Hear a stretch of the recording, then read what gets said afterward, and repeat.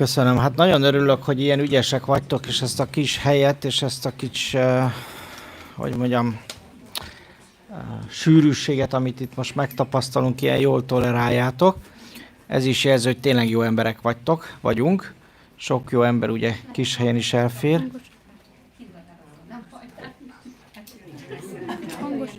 Most hangosabb? Jó, látod, mindjárt hangosabb lett. Nagyon jó. Szóval csak meggratuláltam azokat, a kintieknek mondom, hogy meggratuláltam azokat, akik bent vannak. Mert neketek odakint könnyű a dolgotok, mert jó nagy tág. De itt sokan vannak kis helyem, de az, hogy ilyen szépen el tudjuk ezt hordozni, meg egymást elviselni, az is mutatja, hogy attól, hogy magyarok vagyunk, elférünk. Én abban hiszek, és azt remélem, hogy itt Magyarországon is egyre több ember megérti, hogy nem acsarkodni kell, meg harcolni, meg küzdeni, meg egymást lehúzni, meg irigykedni, hanem elfogadni és támogatni egymást azzal, hogy elfogadóak, szeliden és tudatosan viszonyulunk egymáshoz. Én úgy gondolom, hogy ebben az országban nagyon nagy potenciál van, ez igaz, azonban ezt a potenciált csak akkor fogjuk tudni kihasználni, és a magyarság adottságait, képességeit, ahogy mondtam délelőtt, úgymond a küldetését akkor tudjuk beteljesíteni, hogyha először egyéni szinten, aztán pedig társadalmi szinten el tudjuk egymást fogadni, és megtanulni úgy együtt élni, hogy azt tudatosan élünk egymást. Amikor nem tudatosan él együtt az akármi közösség, annak mindig a közösségen belül egyfajta romboló energia megjelenését hozza, és mint ahogy beszéltünk, hogy a magyar, aki magyarul gondolkodik és beszél, ezt még nagyobb energetikával tölti föl önmagában a nyelv adottságaiból fakadóan, és én nagyon-nagyon hálás vagyok azért, hogy most itt lehetek, és láthatjuk, hogy ennyi ember ilyen összhangban és szeretetben, elfogadásban tud együtt lenni. Még ebben a zsúfoltságban is. És ezt is tehát ebben is azt látom, hogy ez önmagában már egy üzenet.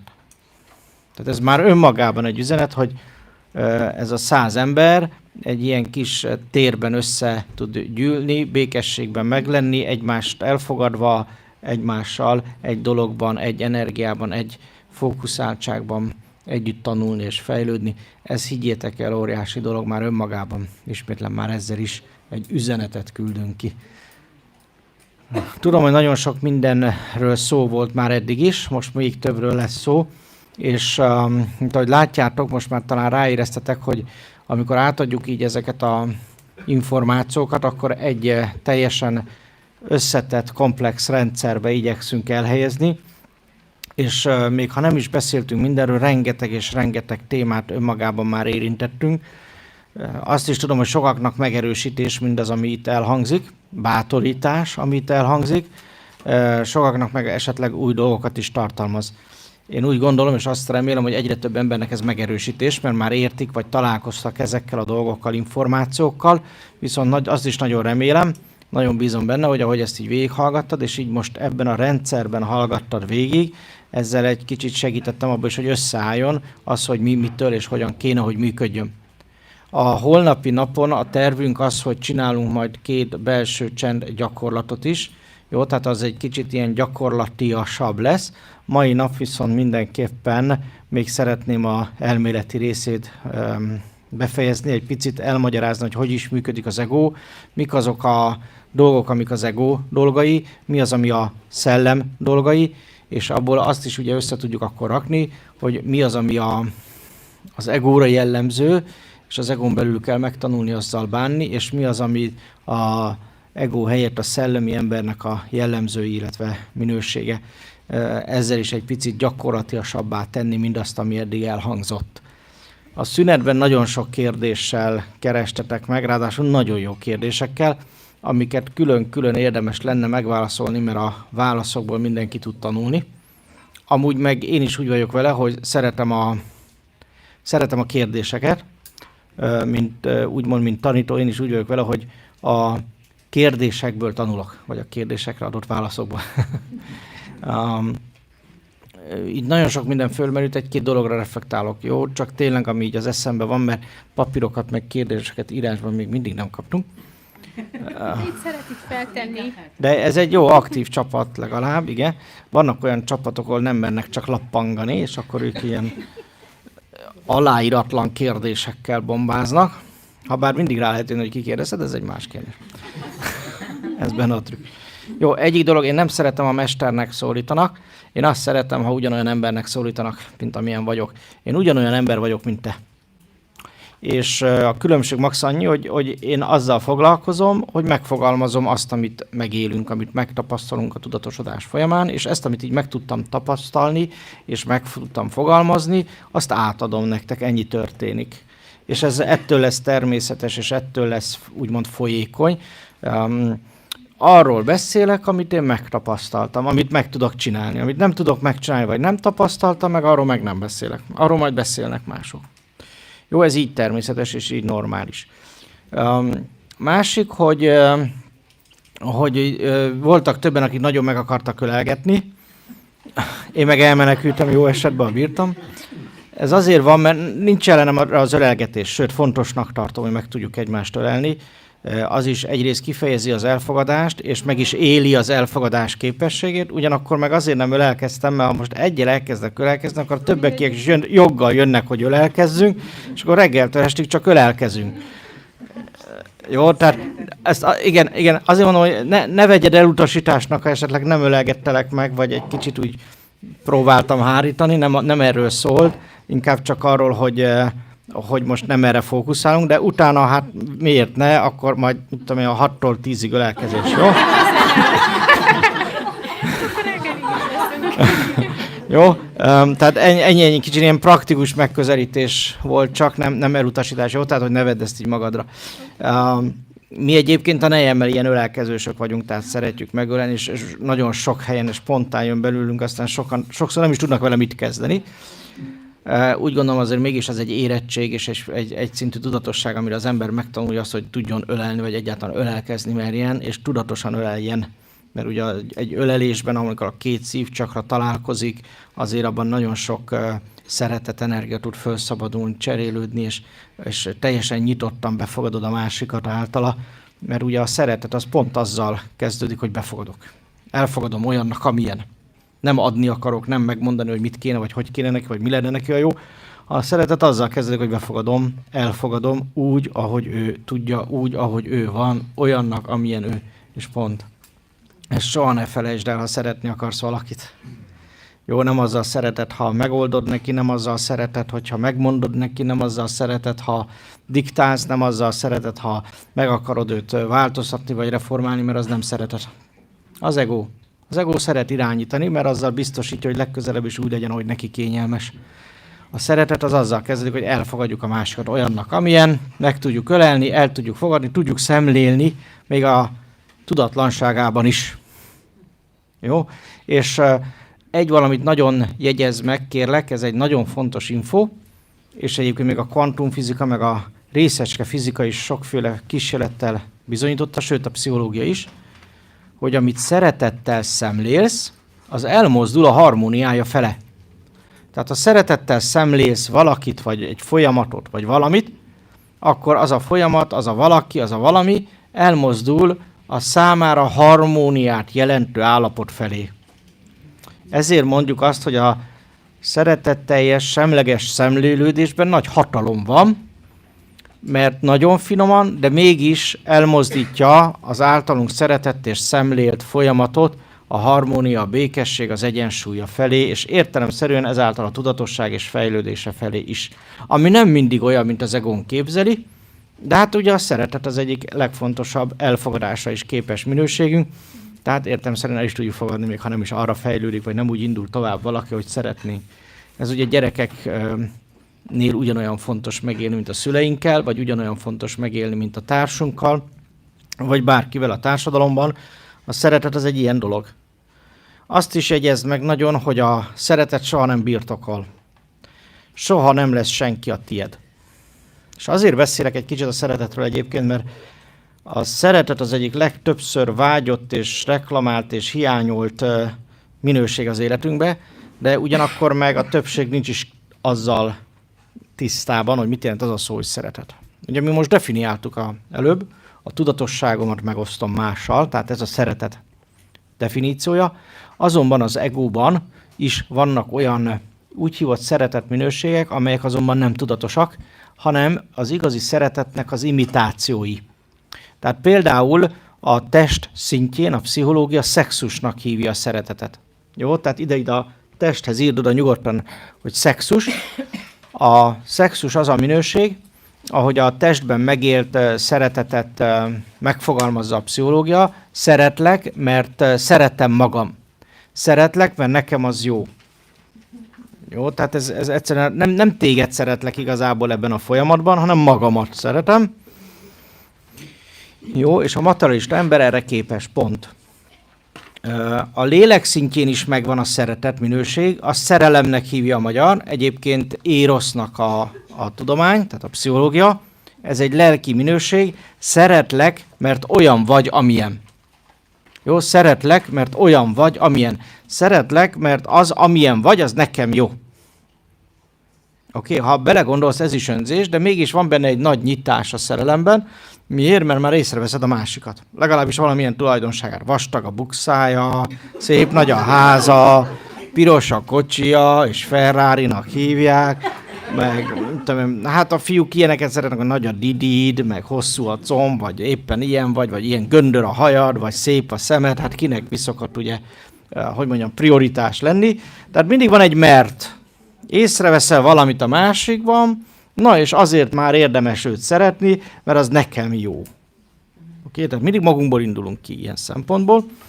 Na és akkor az elme szintjén ugyanúgy megvan, tehát a fizikai szinten volt szexus, aztán volt érosz, filiának hívja a pszichológia az elme szintjén lévő szeretet minőséget, tehát ahogy az elme tud szeretni, ezt a filia, ez magyarul úgy mondjuk egyébként, hogy összetartozás.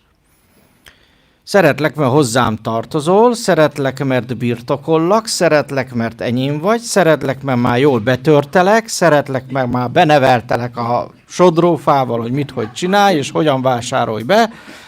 Szeretlek, mert együtt fizetjük a hitelt, közösek jó esetben a gyerekek, meg mit tudom én,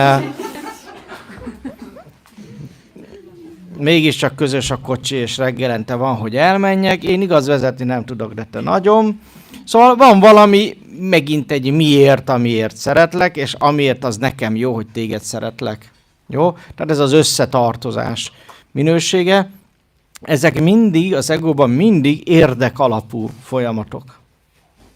Mégis, amikor az emberekkel így beszélgetsz a kapcsolatukról, hogy miért szereted a másikat, akkor mindig valami önzetlen dolgot akarnak előhozni, de aztán végén sose tudnak. Azt el kell fogadni, hogy a egóban a szeretet minőség. Szeretem a hobbimat. Az egy filia. És ha megkérdezed, hogy miért szereti a hobbiját, akkor elgondolkodik, és rájön, hogy azért, mert addig békén vagyok hagyva, senki nem szól hozzám, annyit sörözök közben, amennyit akarok, és a többi, és a többi. Persze van, akinek a kocsma a hobbija, az egy más kérdés. A lényeg az, hogy a hobbiban is ugye egy kicsit ezt a filiát éli meg az ember, és rájön egy idő után, hogy végig, de nem miért szereted, na miért, akkor minden a 20. kérdés után vagy ideges lesz, vagy kiderül, hogy egóból csak saját magát szereti általa. Jó, tehát az egóban, amikor az egó szeret, az egy öncélű dolog, ezt egyébként céltévesztett szeretetnek is hívja a pszichológia, mert igazából ez nem szeretet. Most vannak olyan nyelvek, ahol ezeket az árnyalatokat már nem is tudom kimondani, hanem a hobbimat ugyanúgy lavalom, mint a páromat, meg egyébként, ha éppen a extázisba vagyok, és mondjuk a agapét élném meg, az érdek nélküli szeretetet, akkor is lávvam. Tehát vannak ilyen nyelvek, amik ezt nem tudják, ezt a sokféleségét kifejezni, ezért is van, hogy latinul nevezte el a tudomány. A latinban egyébként, és a magyar nyelven is mindenre van külön-külön aspektus, és különféle minőséget leíró szavunk. A pszichológia azt a szeretetet, ami fönt van a szellem szintjén, amiről beszéltünk, hogy érdek nélküli önzetlen szeretet, mondják isteni szeretetnek is, ezt a pszichológia agapénak hívja. jelezve, hogy ez nem az ego minősége. Jó? A magyarban ez a szeretet szó. Tehát a hobbidat igazából nem szeretni kéne, meg nem is akiben szerelmes vagy, mert akiben szerelmes vagy, abban szerelmes vagy, akivel le akarsz feküdni, abban meg szerelmeskedsz, ha vagy vele szerelmes is, ha nem, akkor csak szeretkezel, ha szereted is, ha nem, akkor meg csak más csinálsz, mindegy. De szóval mondjuk közösen ülsz. Tehát a magyarban nagyon sok ilyen szóval le tudjuk írni azt is, hogy milyen minőségben szeretsz valakit, vagy valamit. Jó? Erről azért beszélek, mert a hétköznapi nyelvben sok mindenre rámondjuk, hogy szeretjük, de közben nem is értjük. És nem is vagyunk rá tudatosak. Jó? Egy kicsit így a szeretetet is szerettem volna képbe tenni, sőt, képbe akartam tenni. Remélem ennyi, így azért van egy kis megértés, több belőle. Az a lényeg, hogy a szeretet egy erény. És ebben az etapban egy picit azt szeretném elmondani, hogy hogyan és miként működik a test, mi jellemző rá, mi jellemző az egóra. Először is az egóra az a jellemző, ez ilyen fölsorolás szintjén, akár föl is írhatod a táblázatot folytatásával vonal alá, hogy az ego az mindig poláris. Vagyis duális. Tehát két pólusa van. Az mondjuk nem mindig van így a csillagászatban, mert van sok olyan égi test, aminek 4 pólusa van, sőt 8, tehát most ebben nem megyek bele. De alapban mindig azok is két pólusnak a váltakozásaiból állnak föl, tehát ha nagyon le akarom egyszerűsíteni, akkor dualitás van. A dualitás azt jelenti, hogy jó és rossz. Ez szerint egyébként a vallásokat is föl lehet osztani. Vannak vallások, amik polárisak, és vannak vallások, amik nem polárisak. A kereszténység például egy poláris vallás, de egyébként például a buddhizmus is. A duális ego értelemszerűen megkülönbözteti a jót és a rosszat. Tehát ellentétekre bontja a világot, tehát ez az ellentétek világa. A jó, a rossz, a szép, a csúnya, a kicsi, a nagy, a lukas, a tömör, a akármilyen. Tehát mindennek tulajdonképpen tudunk ellentétjét is megfogalmazni. Jó? És ebből adódik az ítélkezés, meg ugye a címkézés, meg a minősítés, sőt akár az ítélkezés folyamata az elmében, mert az az ember, aki az egóval azonosul, az a duális vagy a poláris világgal azonosulva mindenképp kényszert érez ahhoz a túlélése érdekében, hogy minősítse, tehát címkézze, legalább egy pozitív vagy negatív jelzővel ellássa a tapasztalatait és a világnak a folyamatait. Jó? Ez pedig, ha ebbe belemész, ez egy akkora komoly feladat, hogy onnantól kezdve csak ezzel foglalkozik az agyad egész életed végéig, hogy mindig minden gyorsan minősítsen, ha mondasz valamit, azt is, ha nézel valamit, azt is, ha most máshogy mondod, azt is, ha máshogy nézel, még azt is. Tehát mindig adunk egymásnak elég feladatot, hogy bent ragadjunk a polaritásban, csak azért, mert úgy gondoljuk, hogy nekünk az a jó, az a túlélés. Ugye ez a tudat alatti, tehát a reaktív elme minősége, és sajnos ebben benne is ragad a tudatlan ember. Ide lehet még sorolni az ego tulajdonságot, például a reakció, illetve aki egy kicsit okosabb, az még akciót is elkövet, de igazából ez mindig egy 22-es csapdája, tehát egy állandó körforgás, a karma körforgása, amikor azt mondjuk, hogy akció és a reakció. Teszek valamit, az az akció, és annak mindig van a külvilágból egy reakciója, arra aztán majd megint fogok tenni valamit, az újra egy akcióvá válik, na arra akkor majd megint kell majd reagálni, amikor visszanyal a fagyi, és az egy örök körforgássá válik. Jó, ez a karma és a vikarma, tehát a karma az akció, a vikarma a reakció. Vagy mondhatjuk el ezt úgy is, ugye, hogy ok és okozat, tehát bármit teszek, az ok arra, hogy legyen egy okozat. Az okozat persze ok lesz arra, hogy megint tegyek valamit, az megint okozat lesz, hogy történjen a külvilágba, és ha tudatlan vagyok, ebből nem is tudok kijönni.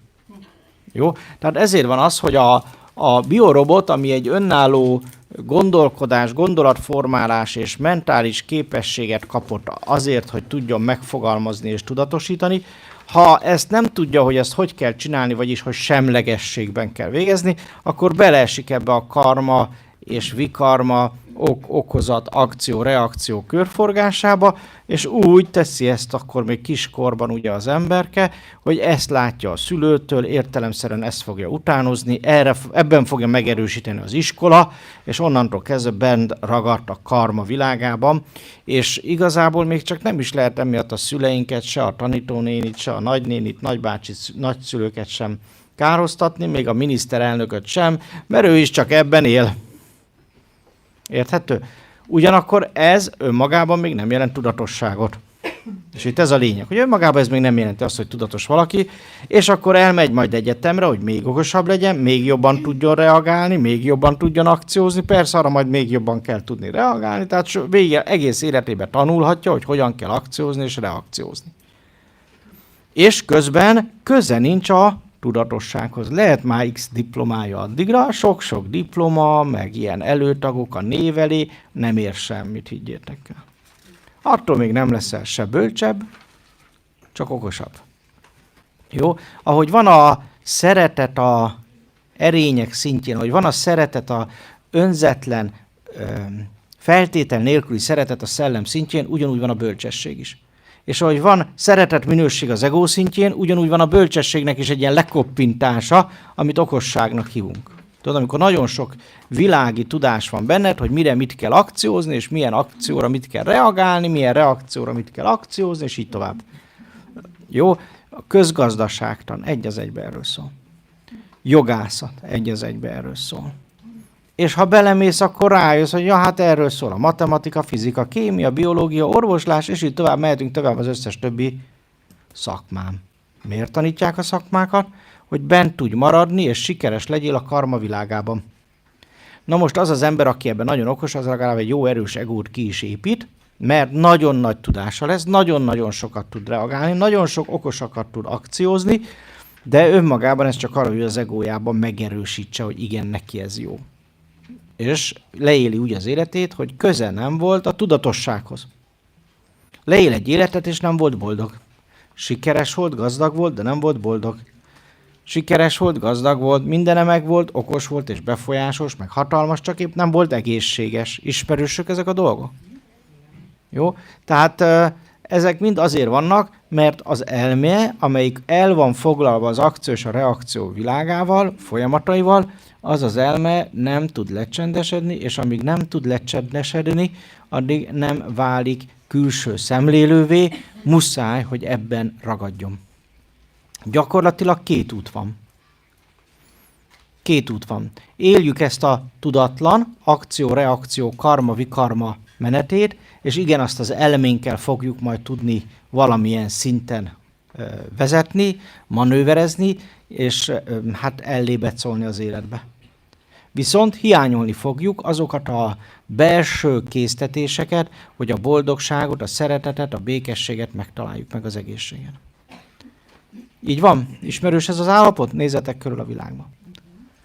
A másik út, és ez bizony drasztikus, hogy nincs kettő közt valami félút, a másik út, hogy lecsendesíted az elméd, és a csendes elméd, amelyik a természetes állapotába kerül, átadod az intuíciónak, átadod adott esetben a tudatosodásnak, tudatosításnak, tehát a külső szemlélés folyamatában, a belső csendben arra használod az elmédet, hogy megfogalmazz, szavakba öntsd a tapasztalataidat, és fölemelve így módon a tapasztalatod, rábízod magad után az intuícióra, rábízod magad az extrasens magasabb szintű érzékelésre azért, hogy az agyalás helyett, a tanult sémák helyett, a karmák és a vikarmák helyett az intuíció mondja meg, vagy az érzékelésed, hogy mi lenne a helyes döntés. Tovább megyek, mert azt állítom, hogy ebben az esetben képessé válsz dönteni. Dönteni az elmével tudnilik nem tud az ember. Akármilyen furcsa, amit mondok. Néha a menedzsereknek ezt nehéz megmagyarázni, de egyébként aztán megértik ők is. A sémákkal dolgozó elméd az csak válogatni képes a sémáiból. Oké? Tehát fölveszi a legokosabb almenedzsereket, helyetteseket, szakembereket, azok összeírják, hogy mit kéne meg, hogy legyen. Ha éppen nem vagy ilyen szintű igazgató, akkor meg fogod a Google-it és kigooglizod, meg földobod a facéra, hogy na most mi legyen. és akkor jó esetben kapsz egy-két értelmes választ, és utána a válaszok közül fogod kiválasztani a megoldást, ami szerinted jó lesz. De ez igazából döntés? Döntés? Nem. Ez válogatás. Nagyon jó. 10 pont, kérlek, írd be. Adjak piros.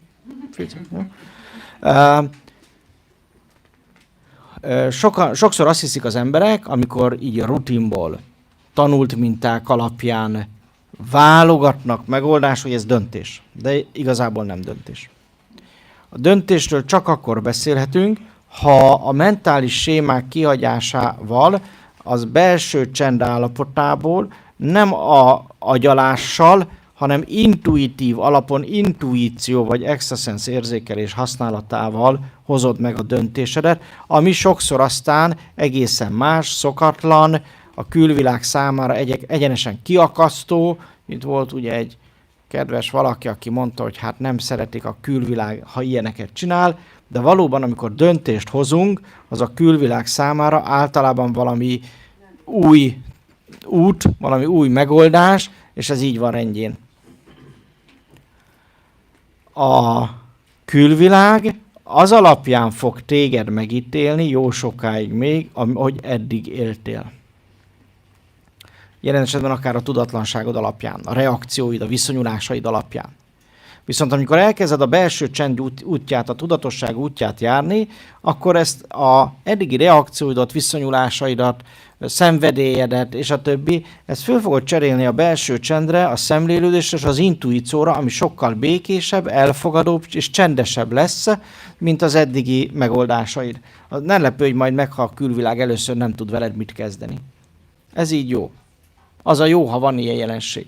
Az a jó, ha befordulnak, hogy akkor most mi van, mi a bajod, milyen szektába jársz, meg ilyeneket szoktak kérdezni. Ha? Megkaptátok már? Mondta, hogy nagyon klassz szektába jársz. Jó a kaja. A legnagyobb szekta ma a világon az a buddhizmus. A második legnagyobb szekta a katolicizmus, aztán így tovább. Mit jelent az a szó, hogy szekta? A szekularizáció van mögöttem. Mit jelent a szekularizáció, azt tudjátok? Elszakítás, elkülönítés, igen, hogy minden mástól én külön vagyok, más vagyok, mi különösebbek vagyunk, ilyenebbek, olyanabbak. Mi ilyet nem tanítunk. Tehát én azt mondjuk, hogy ugyanolyan természetes ember vagyok, mint mindenki más. Csak lehet, hogy ő még nem természetesen használja az elméjét, én elkezdem úgy használni. Oké? Tehát így már a definícióból kiestünk. Van egy nagyon jó sztori, amin hát én 10 éve mosolygok. Fölhív egyszer egy ismeretlen fiatal srác, és megkérdezi, hogy hát ő azért hív igazából, nagyon bonyolult a kérdés, nem tudja, hogy merjen mondani. Mondom, nyugodtan mondja, tehát én nekem már mindent láttam, már nem zavar semmi. Azt mondja, jó, hát akkor az lenne a kérdés, hogy milyen anyagot használunk. Mert hogy ő le akarta ellenőrizni az anyukája, ez 17 éves úr volt, hogy az anyukája, amióta ebbe a szektába jár, azóta nevet, vigyorog, ki van színes, elmaradt a depressziója, és ráadásul őt is békén hagyja, most már nem piszkálja, és hagyja élni. Hát anya az olyan jó irányba megváltozott, de hát ő neki meggyőzés, hogy van valami szer mögötte, és ez egyébként őt is érdekelné meg a haverjait. Hát mondtam neki, hogy jöjjön el a szektába, hát kap belőle, egyébként. Hát szépen végigcsinálta a tanfolyamokat, és egy kicserét új ember lett belőle is. Tehát az a lényeg, ezzel csak ezt akartam mondani, hogy ha ezen az úton jársz, a környezeted reagálni fog, és egyébként úgy fog reagálni, hogy ezt nem tudja hova tenni. Mert hogy szokatlan az, hogy normális vagy, nem veszekszel, nem lehet kihozni a sodrodból, elkezdtél mosolyogni, ja, szépen kiszíneződött az arcod, már nem szürke, és a többi, elindult az életed, beindultak az elakadásaidból a továbblépések, és így tovább, és így tovább. Először majd a férjed fog legjobban kiakadni, hogy nem veszekszel vissza, nem pattansz mindenre, és a többi. És mert tudod már, hogy jaj, csak tükör. Ja, de én is tükör vagyok. Figyelj, mikor nézel tükörbe igazából? Gondolkodtál ezzel, hogy mikor szoktál tükörbe nézni? Mikor?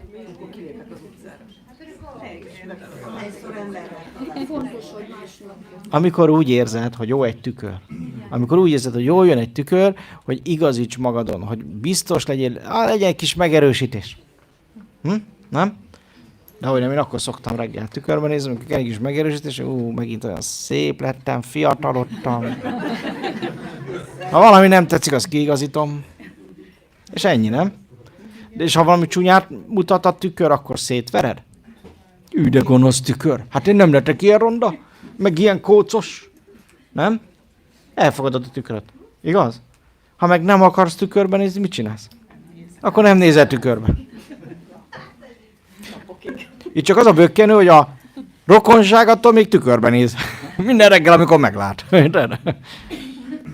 Viszont ha benned békesség van, ha benned csend van, akkor ők milyen tükörképet fognak kapni? A saját békességükről. Dehogy nem. Ha te azt látják benned, hogy te szeretettel vagy tele, nyugalommal vagy tele, csenddel vagy, nem kapod föl a vízt, nem téped meg a haját, nem ütöd le a nóziát, akkor ő mit fog érezni? Hű, de szép ez a tükör, ilyen szép lennék. És előbb vagy utóbb abba adja a veszekedést. Hát minek veszekedjen valakivel, aki nem reagál? Hát milyen tükröt kap vajon? Egy jó tükröt. Elkezd szeretni veled lenni. És az elején ez piszok kényelmetlenül fogják megint, hogy úristen, már megint nem veszekszik velem, hogy most mi történhetett. Biztos valami baj van. Ilyeneket fog mondani, hogy hát már nem is szeretsz. Baleset? Szarsz. Nem szabad csúnyán beszélni. Le se kakírsz. Érted? És akkor ilyenek nem tudnak mit kezdeni veled. Jó, pedig a belső csendben mi jön belőled? Ha benned nyugalom van, ha benned békesség van, akkor mi jön belőled? Hát a csend meg a békesség, nem? A szeretet. Oké, és akármilyen hihetetlen, azért fognak megváltozni veled, mert te ilyen vagy, és az ilyen emberrel nincs mit veszekedni. Az elején még próbálkoznak, meglásd. De ha kitartó vagy, abba adják.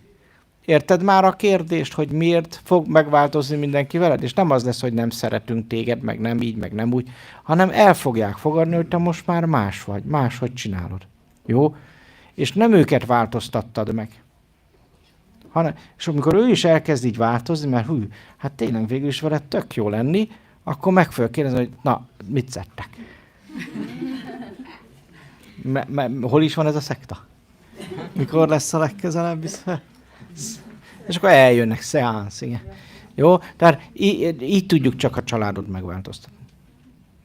A harc és a küzdelem az mindig szenvedést hoz, és nem fog változást generálni, csak ellenállást. Az elfogadás, vagy épp az elengedés, tehát ha valaki nagyon nem akar tükörbe nézni rajtad keresztül, azt hadd menjen, engedd el. Jó, ez belefér sajnos, van ilyen, hogy menni kell, akkor hagyni kell, hogy hadd menjen. Jó? De alapban nem az a cél, hogy holnap, vagy mit tudom én, most hazamész este, az beadod a vállót. Tehát nem azért mondtam, nem erre buzítottalak, jó? Ismerjük a férjedet, jó fej. Tehát nem azért mondtuk, hanem azért, de hogy vannak mindig olyanok, akiket el kell engedni. Főleg a baráti társaságban meg fogod látni. Viszont lesznek olyanok, akik meg pont rá fognak ismerni, hogy nekik ez. Mindig is ezt várták tőled, amilyen most lettél. Mert lehet végre kapcsolódni veled. Jó? Ezt meg fogjátok tapasztalni, és merjétek bevállalni. Jó? Szeretettel.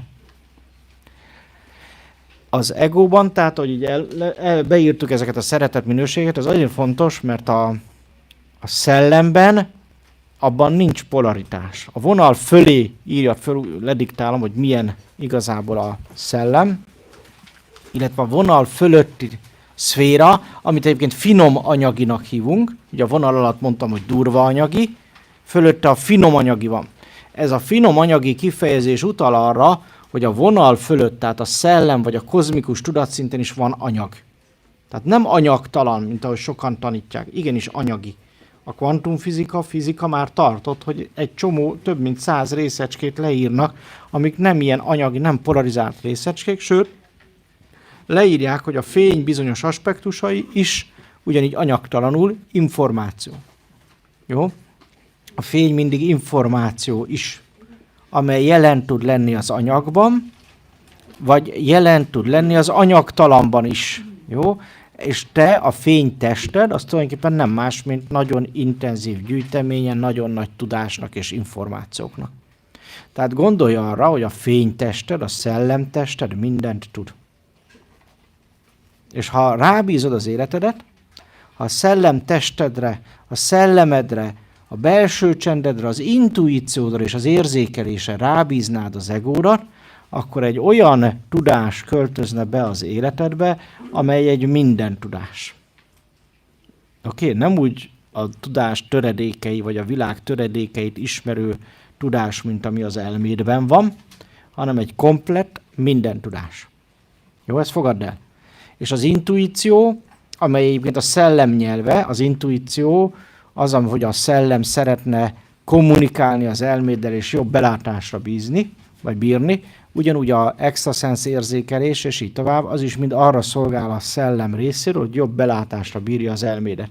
Ne a korlátozó sémák, vagy negatív gondolatok alapján, vagy azokkal éljél, hanem a teljességet, a teljes minden tudást érd el általa. Jó? Tehát a fénységedből adódóan egy nem poláris, egy neutrális, semleges világ, a vonal fölötti világ. Ott nincs olyan, hogy karma, ott nincs olyan, hogy vikarma, ott olyan van, hogy dharma. Jó? Tehát DH, arma, dharma.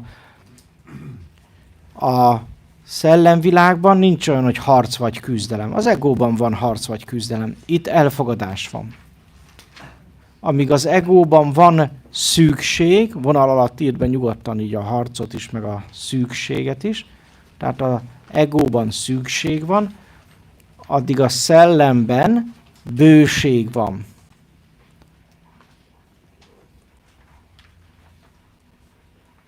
Amíg akció és reakció van az egóban, addig preakció van a szellemben. Ő az okozó, a kauzális. Ugye, hogy a szellemtestet mondtam, hogy nevezzük kauzálisnak. Egészségedre.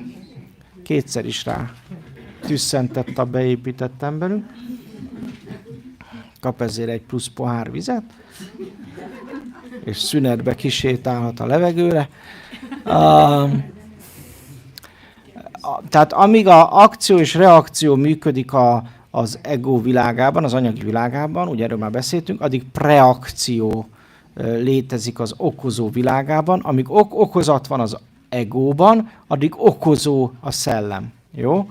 És igazából az a cél, azért kauzális test a szellemtest, a tudomány szemszögéből, a parapszichológiában legalábbis, mert az jelzi, hogy nekünk okozó embereknek kellene lennünk, nem oknak és nem okozatnak. Érthető? Az ok mindig valamilyen okozat végeredménye, jó? És lesz ok azzá, hogy újabb okozat szülessen. Jó? Tehát figyelj oda, hogy te okozó vagy, teremtő vagy magyarul, illetve preakció, tehát minden akció vagy reakciót a megelőző teremtő. Jó? A szellem világában egység van, addig az ego világában individuum, elkülönülés, szekularizáció, szektázás van, ha így tetszik. Jó, tehát az ego az mindig önmagát, mindig úgy fogalmazza meg, hogy mindenki mástól különböző, mindenki mástól más. A valóság azonban az, hogy egység van, és minden mindenkivel és mindennel egy. Akármilyen furcsa, a székeddel is egy, vagy a levegővel is egy, vagy a csillagokkal is egy, vagy a szomszédoddal is egy, vagy mindenkivel egy, vagy nem csak az ebéddel, amit megebédeltél. Jó? És tudatosítsd, hogy ha egység van, akkor onnantól kezdve bárki bármit tesz, az rám is hatással van, és ha én teszek bármit, az a többiekre is hatással van. Azonban egy tudatos ember hatásfoka, az hatványa a tudatlan ember hatásfokának. Ezt értitek? Még ha ők összefognak, akkor is. Ezért van az, hogy van az a bizonyos kritikus tömeg. Azon megy a vita, hogy hány százalék kéne legyen a kritikus tömeg. Van, aki azt mondja, hogy 12,5, van, aki azt mondja, hogy 25%. Jézus 25%-ról beszélt a magvető példázatában. És egyébként mi is úgy szoktuk tapasztalni, hogy hát akik eljönnek tanfolyamra, ott a 25% az, amelyik végig csinálja, és az életébe végleg beépíti. Tehát nem csak erre a tanfolyamra gondolok, ugye, hanem a magasabb szintű tanfolyamokra is, amit csinálunk. Akik tényleg megtanulják, hogy hogyan építsék be az extrasens képességet, hogyan építsék be a suprasens képességet, és így tovább, azért, hogy az életük sikeres és hatékonyá váljon. Az ilyen ember már nem csak magáért él itt a Földön, hanem akaratlanul is a többi emberre is hat, és hogy a többi emberre is hatsz, őket is elkezded elvinni a tudatosság fele. Tulajdonképpen ez az evolúció. Ma az evolúció nem abban zajlik, hogy még kinő 2 lábunk, 6 ujjunk, meg 2 nyelvünk, meg nem tudom én hány szemünk, meg még 2 fejünk, meg jó, lányoknak 7. Szóval nem ebben rejlik az evolúció, tehát nem biológiai, nem is lelki vagy mentális szinten, hanem a tudatosságba érkezés szintjén, és ezért ezt fölismeri a tudomány, és világosan beszél erről. Fölismeri a filozófia is. Nem véletlenül nevezik homo sapiensnek a most élő embert. Mit jelent ez a sapiens, tudjátok-e? Mit jelent a sapiencia? Sapiens. Nem. Bölcsesség. Latin szótár. Bölcs ember. A homo sapiens, minden korszak, inkább így mondom, azt szerint van elnevezve, hogy mire tud eljutni az a korszak. Most az az elvárás, úgy gondolják, hogy a bölcsességre. Tehát a spirituális szintű tudatosságra.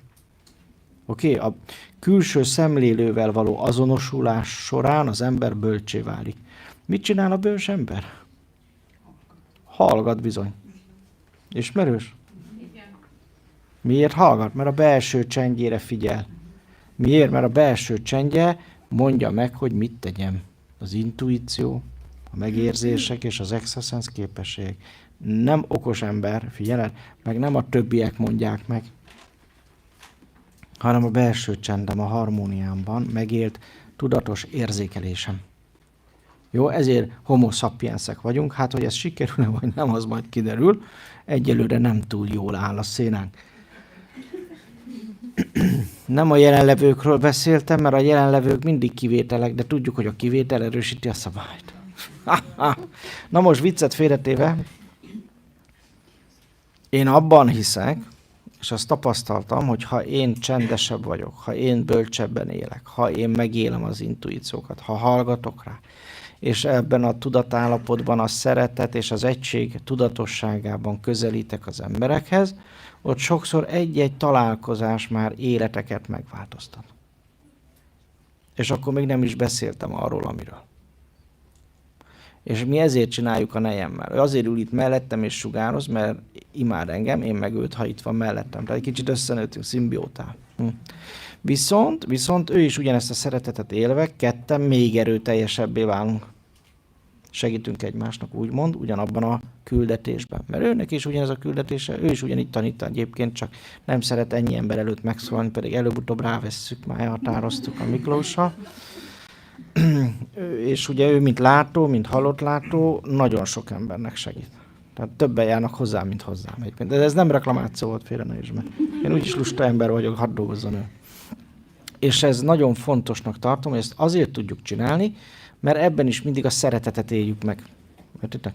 Tehát ezt az állapotot. És azért, egyrészt ezért szeretjük csinálni, ráadásul, hogyha ezt csináljuk, és ezt így csináljuk, az nekünk is jó, mert minket is fölemel. És ha minél jobban fölemel minket, annál jobban fölemeljük a környezetet, ráadásul ebben nincs semmi erőltetés. Ezt kell megérteni. Nincs benne erőltetés. Ezek mind természetes dolgok. A természetes fizikai törvényeknek enged az egót. És ha nem tudatosan éled, tehát az egóval azonosulsz magyarul, akkor majd az ego törvényei lesznek rád érvényesek, negatívan gondolkodsz, beteggé válsz, és mindenkivel veszekszel, és lenyom a világ. Ha viszont fölnézel az ego fölé, a belső csendbe belépsz, és a belső csendedet éled, holnap erre csinálunk majd gyakorlatokat, megígérem. Ha abban élsz, akkor viszont az válik az elmédnek természetessé, mert igazából az a legtermészetesebb működés. Jó? Még mondok egy-két dolgot, hogy azért mi az, amit az egóhoz tudsz beírni. Az ego, úgy, ahogy már mondtuk, mindig viszonyul, reagál, címkéz, felsorolás szintjén írva, hogy az ego mit csinál. Tehát viszonyul, iszonyul, reagál, címkéz, minősít, ítél és ítélkezik, sőt, előítéleteket gyárt, és előítéletek alapján ítélkezik. Tehát még meg se ismertem, meg se tapasztaltam, de már tudom, milyen, ne is mondjátok. Ismerős talán ez. Minden esetben individuumként kezeli magát. Individuum, ez azt jelenti, hogy mindenki mástól különböző vagyok. Mindenki mástól különb vagyok.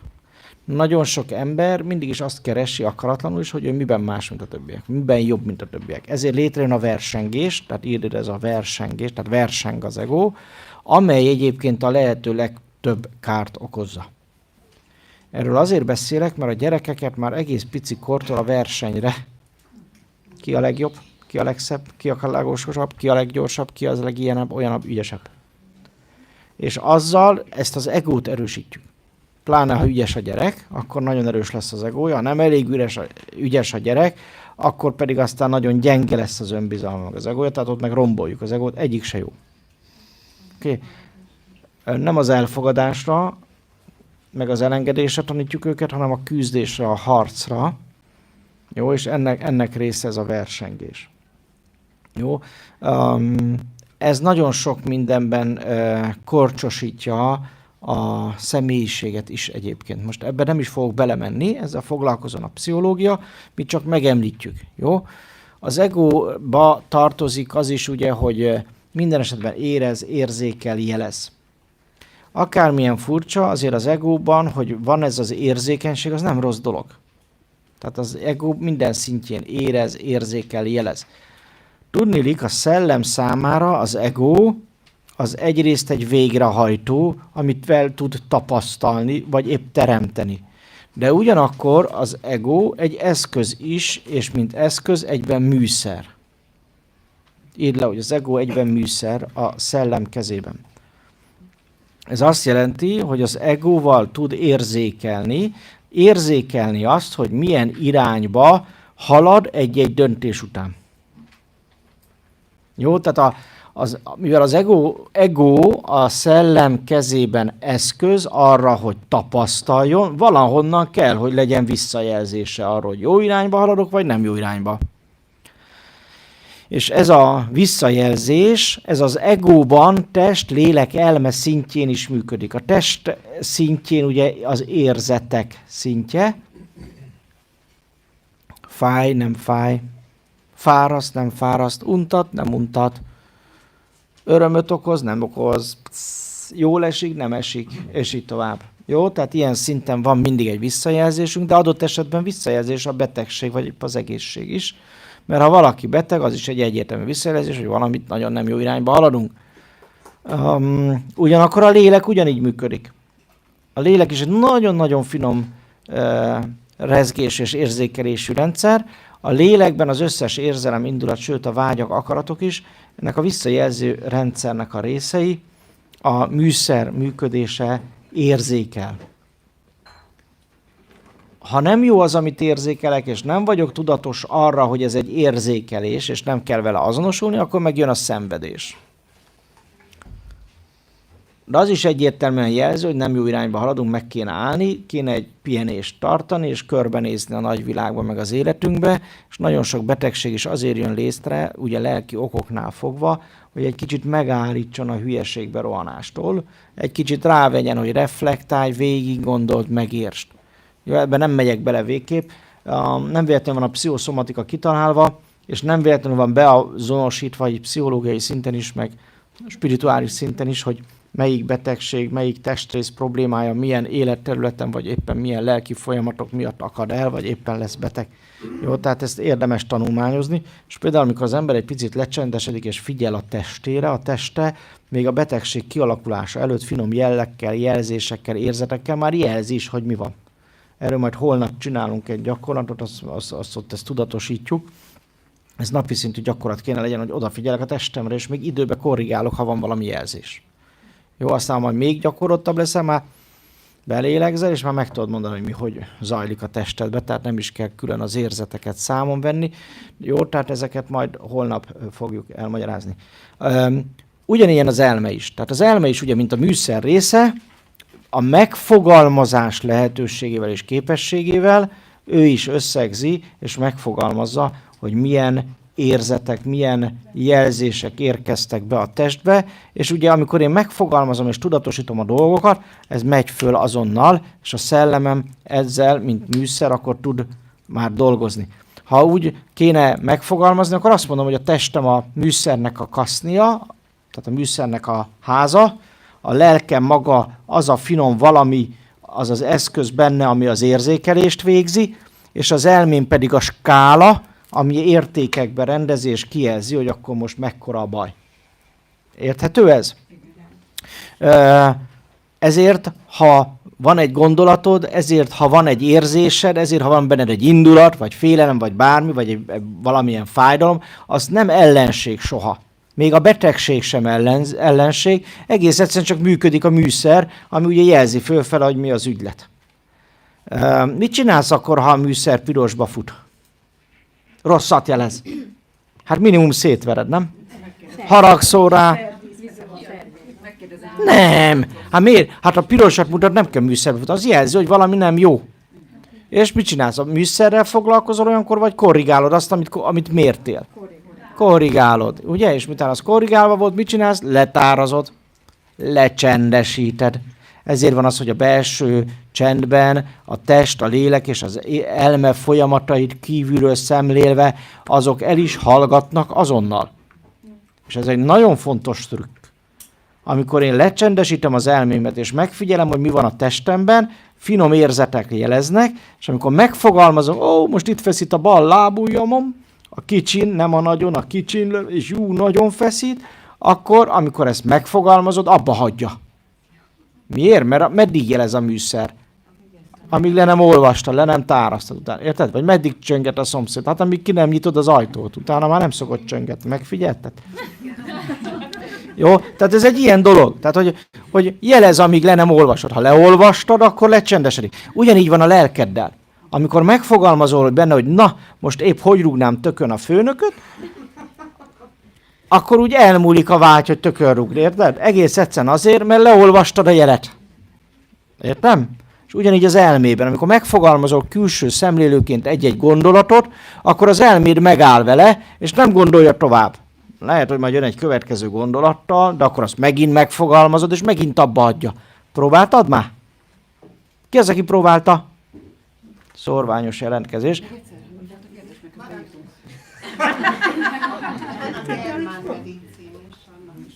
Hasonló, így van. A germán medicinának is ez az alapja egyébként, és nagyon jól mondod, hogy amikor valamit tudatosítunk, akkor a test, mint jelzőrendszer leáll vele, mert tudatosítottad. Mert semleges, külső szemlélőként megfogalmaztad. Meg is lehet ettől már gyógyulni sokszor. Ki lehet oldani traumákat, mert fölismerted, és megfogalmaztad. Oké, nem hőzöngetsz, nem reagálsz, nem kétségbe esel, meg magadba roskadsz, hanem semlegesen megfogalmazod. Jó?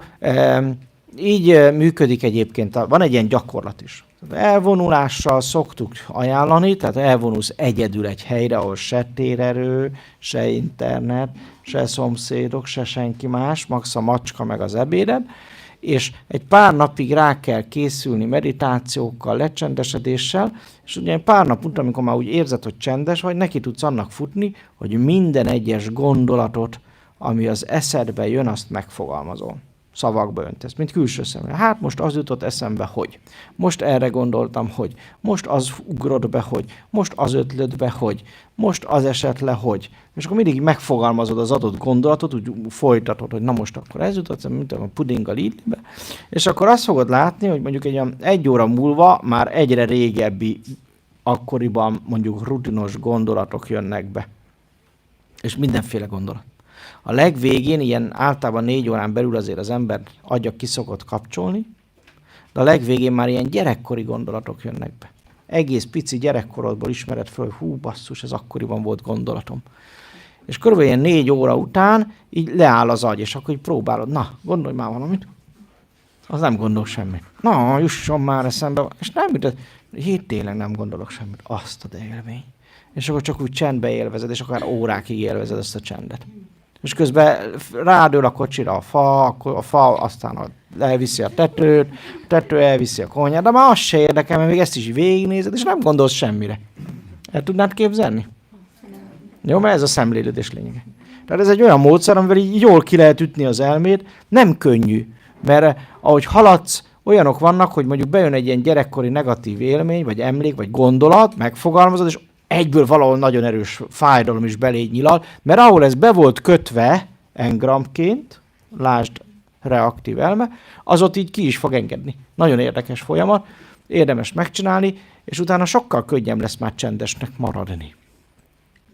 Jó, tehát ez is egy ilyen érdekes dolog. Ez egy harcos hozzáállás, aki szeret harcolni az egójával, annak mindenképp ezt ajánljuk, mert azért az elmét így megtanítani kordába, illetve az uralmat fölötte megszerezni, őt meg kordába hajtani, azért az nem könnyű.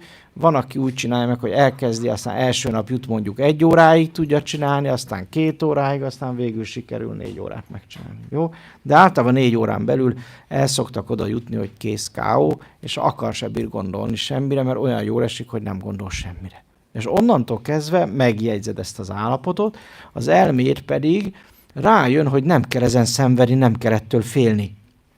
Nagyon sokan lesznek úgy, vagy biztos voltatok már úgy, hogy a belső csendbe, amikor véletlenül, nem is akarva, de véletlenül egy meditációba belecsöppentetek, érzitek, hogy így föloldódtok.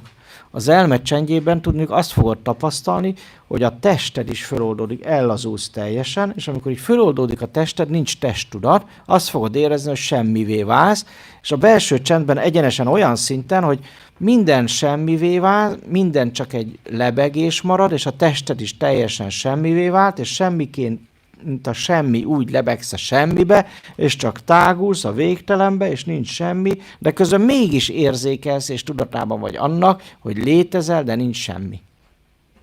Jó, itt megtapasztalod, hogy valóban nincs anyag, és alapban a tudat létezéséhez nem is kell az anyag csak az egóban és az elmében létezik. Oké, és ez amikor így sikerül egy ilyen jó hosszan, 4,5 percig legalább az elme csendje, akkor ez a folyamat beindul, ez az élmény beindul, és nagyon sokaknak ilyenkor így behúzza a kéziféket az elme, hogy Úristen, nem lélegzem, Úristen, meghaltam, és akkor azonnal ki is billenc belőle. Az elején van ilyen, nem tudom, hogy volt-e köztetek, aki egyet már élt meg, tehát ez egy ilyen természetes állapot, de aztán utána megtanulja az elmét, hogy következő alkalommal rájön, hogy tényleg ebben nem haltam bele. Hű, tényleg, tulajdonképpen nem is volt rossz érzés. Sőt, föltöltött energiával. Kérdezhetek, amikor ez az állapot megtörténik, és mondjuk másfél óráig benne vagyok ebbe az állapotba, de nem érzékelem, hogy hol vagyok, nem is tudom, hogy mi történt. Teljesen jó. Teljes káó. És visszatérek másfél óra, akkor ott most mi történt? Semmi. Ez a lényeg, nem? Hát a belső csendben épp nincs semmi. Olyan, mintha kiesett volna az idő. Így van, ne akarj mindenképp. Szóval az elme olyan, hogy akar valamit tapasztalni, mert egyébként nem hiszi el, hogy létezik. Az elme, inkább így mondom, nem is az elme, hanem az ego. Az bizonyítani igyekszik magát, és szükségessé, így mondom, hogy pótolhatatlannak, szükségesnek éreztetni magát. Tehát az egót kiakad, ha ő nem játszik. Érted? Mert neki ez egy az egyben a halálélmény. Mert mi történik, amikor majd meghalsz? A szellemedet érinti az? Nem. Semmi, nem történik semmi. Pont az a lényeg, hogy semmi nem történik. Tehát az elméd ezt úgy éli meg, hogy megszűnt. Megszűnt az ego, megszűnt az élet szűnik meg ilyenkor. Tehát halálkor valóban a nagyagy is kikapcsol, és meg is halsz. Mondjuk ott meghal a kisagy is. A belső csend ugyanilyen élmény, annyi különbséggel, hogy a kisagy megy tovább. Tehát nem halsz meg biológiailag, élsz tovább. Működnek a szerveid, működik az emésztés, működik a keringés, és így tovább. Viszont nincsenek benned gondolatok, nincsen benned semmi, csak élvezed azt, hogy föloldódtál. Ráadásul ez egy nagyon fontos élmény, meg nagyon fontos állapot, mert ez a teljes téta állapot, ez gyógyít. Tehát ilyenkor az izmok el fognak lazulni, az izületek kiengednek, és így módon a testedben az öngyógyító funkciók maradék nélkül tudnak gyógyítani, dolgozni. Ez nem valósul meg például álomban. Álomban sokkal feszültebb az ember. Tehát például, amikor ellazulsz, az állkapcsok kilazulnak, a két fogsor eltávozik egymást, az állat leesik. És ugyanígy a szemizmokat is ellazítod, és azonnal az egész test kienged.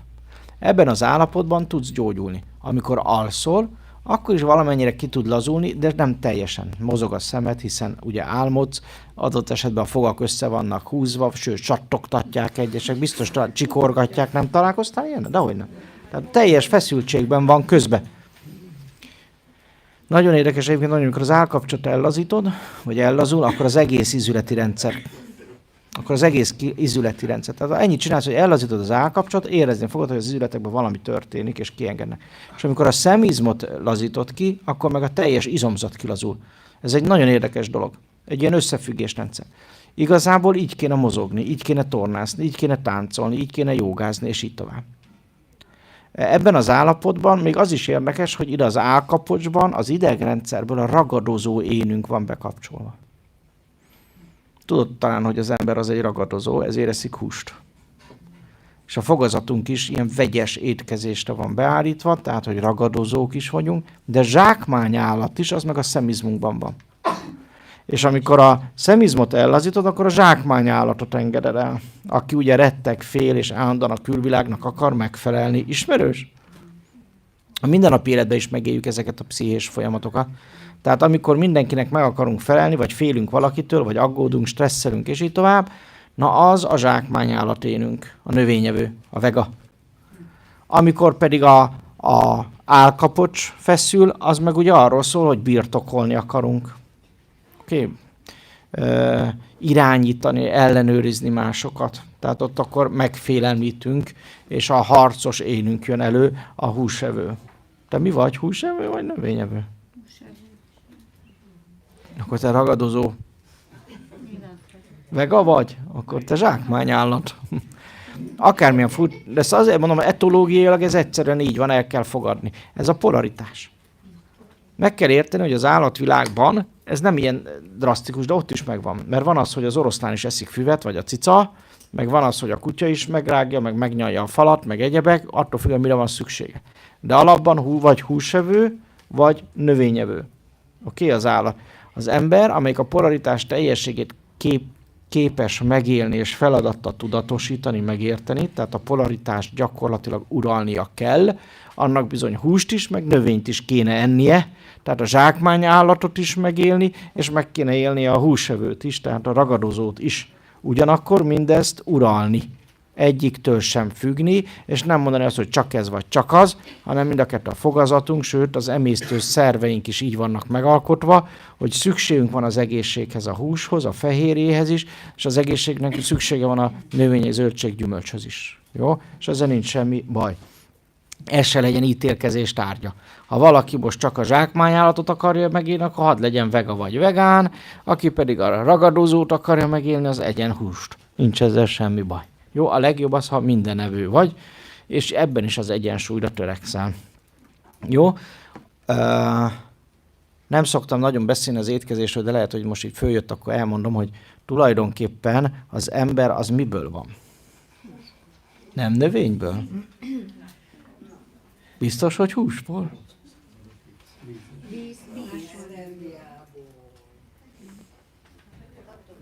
Na most légy őszinte, miből van a testen? Gabonából. Nem? Húsból van, aranyszívem, húsból. Zsírból és fehérjéből. Ne szépítsd, hogy vízből meg egyebek. Minden hús 80%-ban víz, és minden zsír 90%-ban víz. Tehát ne szépítsük, mi igazából hús és vérlények vagyunk, jó? Tehát nem növények. Igen.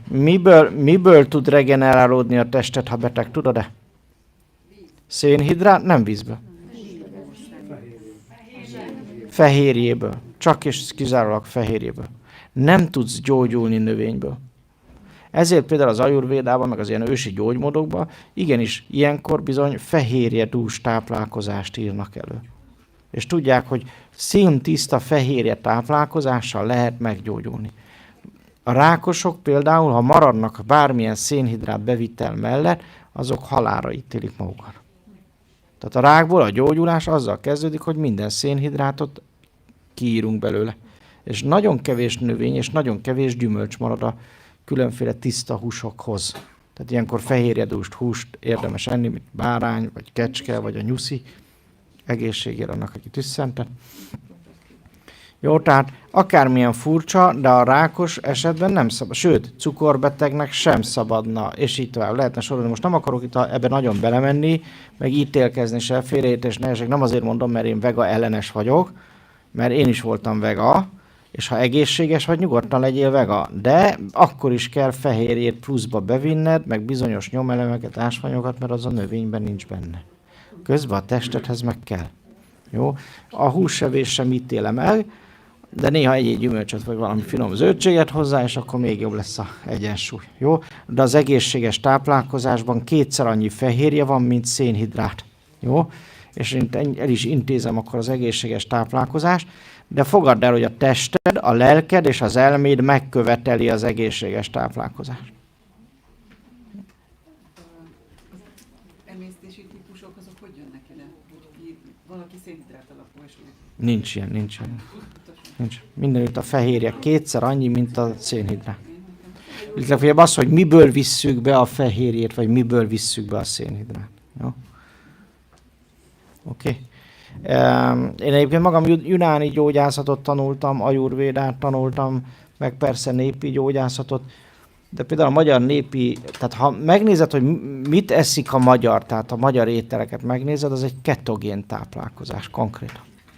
Ketogén. Tehát még csak nem is paleo vagy valami, az ketogén. Jó, és ne keverj itt a kenyér kérdést bele, ma nincsen olyan kenyér, mint amilyen volt 200 éve. 200 éve nem volt glutén a kenyérben. Ma meg tele van gluténnal. A glutén megemészthetetlen. És a cukorbetegségtől kezdve az áteresztő bélszindrómán, a vérnyomás problémákon át a rákig faktor.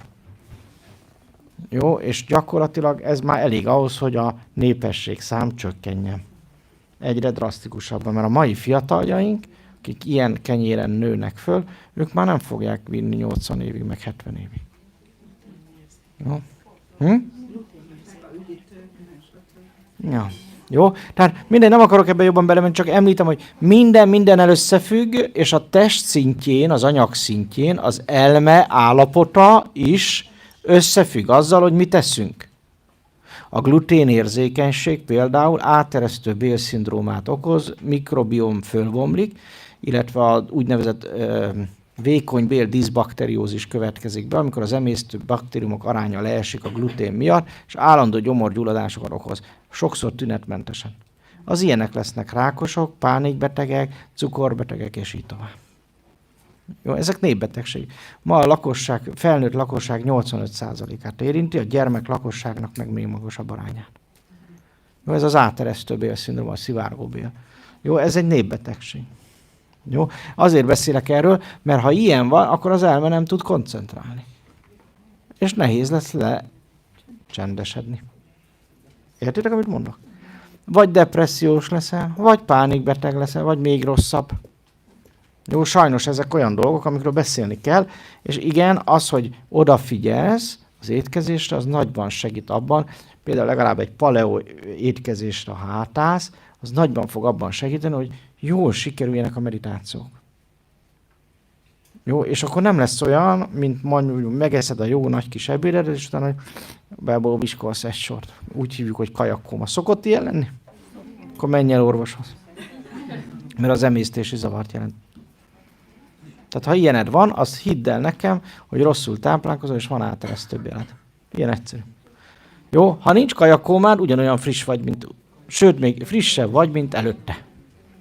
Jó, innen tudod, hogy jó lettél vagy ne. Elgondolkodtató, igaz? Jó. Mondom, hogy mi van a vonal fölött. Jó, még egy kicsit A vonal fölött, ahogy mondtam, semleges, neutrális világ van. Olyan részecskék alkotnak mindent a szellemvilág, sőt a kozmikus tudatszinteken is, amelyek nem polárisak. Itt van egy nagyon érdekes dolog, amiről beszélni kell, ez pedig az erények kifejezése, és ez már ugye sokszor elhangzott. Mi, hogy megértsük az erényeket, van egy dolog, amit meg kell érteni. Az erény szavunk, akármilyen hihetetlen is, de az erő szóból származik. Tehát az erő szó magyarázza, hogy mit jelent az erény. Az erő tudatállapotában éljük meg az erényeket. Na de mi ez az erő?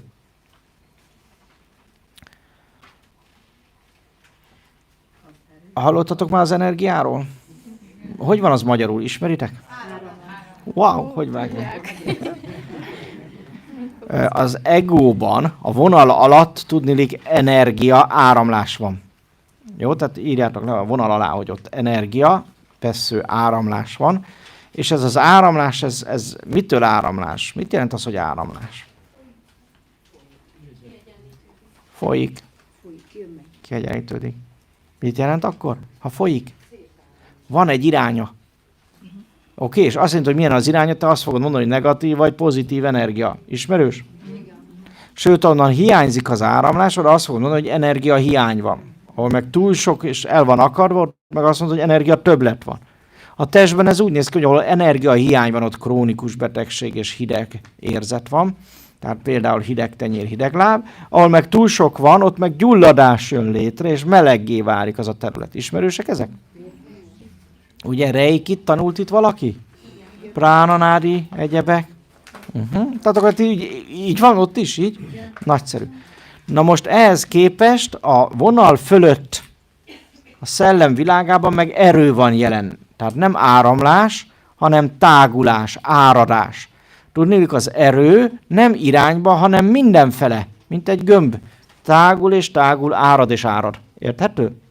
Tehát az erő, az egy semleges tudatállapot, a tested ezt leginkább ilyen bizsergésekkel éri meg.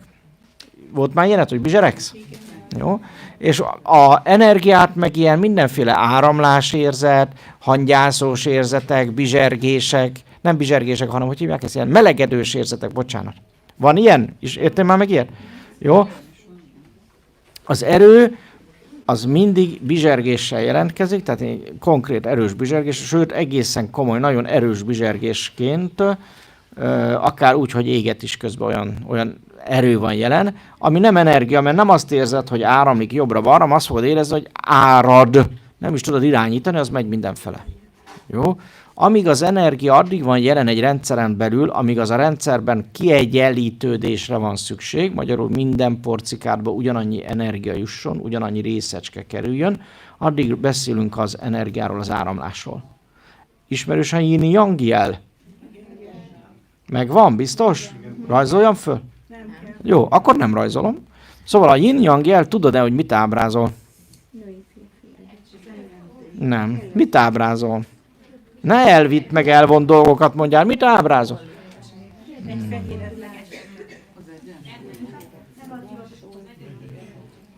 Az egység mindenben benne van. Egyik sem. Mit ábrázol? Én azt kérdem. Nem az, hogy mit jelent, könyörgöm. Figyelitek, hogy mennyire elvontak vagytok már? Gyakorlatiasaknak kéne lenni, nem elvonnak. Neked a tudatosság az elvon dolog? Az egy gyakorlati dolog, érted?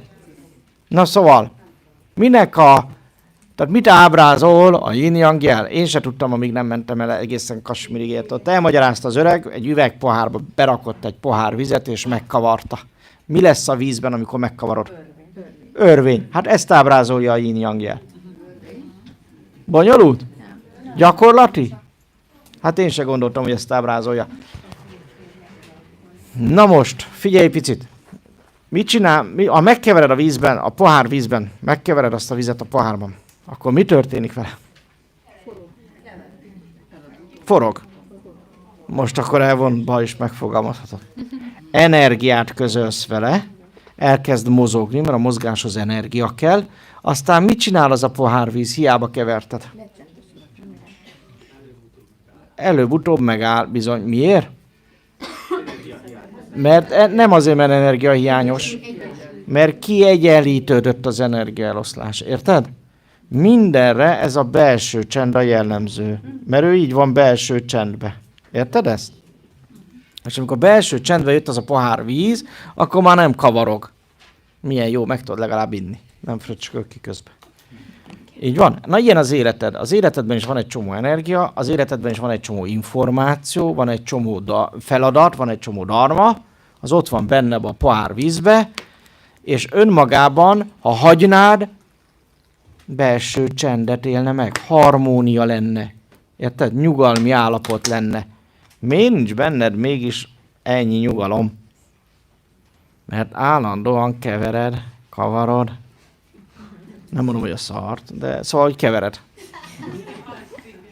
Na bocs, de így megjegyzett. Hát most látják, nem látják, ez van. Most majd elfogom, milyen hogy beszélek. Hát én magyarul és gyakorlatilag beszélek, benne van az értelmező szótárba, tehát nem lehet olyan gáz. Amikor keverjük ezt a szöt, akkor aztán utána van baj, meg van vihar. Érted? De alapban harmónia lenne az életedbe. Ráadásul a yin-yang jel egyben azt is jelenti, hogy te ennek a rendszernek, amiben elméletileg egy kiegyenlítődés van folyamatban, és ez az energia áramlása, ennek a rendszernek te a külső szemlélője vagy. Így van? Na most tovább megyek. Jön valami az életedbe, bejön valaki új, vagy valami új dolog. Belecsöppen a pohár vizedbe. Még nem kavarunk. Még csak becsöppen valaki, mondjuk az új szomszéd, érted? Becsöppen az életedbe. Mi lesz vele? Két lehetőség, nem még kell hullámokat. Hullámok után úgyis csend lesz benned. Két lehetőség van. Vagy illik az a valami az életedbe, vagy nem való a dharmádba. Nem tudom, érted-e? Ez olyan, mintha való a dharmádba, tehát a részed lenne, akkor az szépen, mint egy csepp málna szörp. Szeretitek a málna szörpöt? Nem? Akkor mit szerettek? Bodza szörpöt? Na mindegy. Mindenki olyanra gondoljon, amilyen szörpöt szeret. Jó? Kérlek. Tehát belemegy egy csepp szörp abba a pohár vizedbe. Mi lesz vele? Kellett keverni, hogy föloldódjon. Érted? Ami föloldódik, ami része lehet az életednek, ami dharmikus, az, ha nem kevered, akkor is beépül szépen az életedbe. Nem kell érte harcolni, küzdeni és szenvedni rajta, nem kell szorongani vagy félni. Értitek, amit mondok? Ki az, aki érti? Na, de jó, végre egy ilyen csoport. Na és mi van akkor, ha valami olyan jön be az életedbe, ami nem kéne, hogy a része legyen, mert nem dharmikus? Mondjuk egy csepp olaj. Felszínen. És te mit csinálsz? Kevered, mint a bajnok. Na, ilyenkor keverjük azt. Kevered, és amíg kevered, teljesen úgy tűnik, hogy oldódik. Ó, hát oldódik ez. Faszám. Bocsánat. Remekül beillik a... Visszaszívtam. Remekül beillik az életembe. Igaz, hogy keverni kell. Pedig már nagyon elfáradtam, bár izomlázam van, így hüvelygyulladásom van, már mindenem remeg. De már egy órája keverem, és nagyon jó vagyok benne. Ó, ez nagyon beleillik. Ó, ezt látjátok, teljesen föloldódott.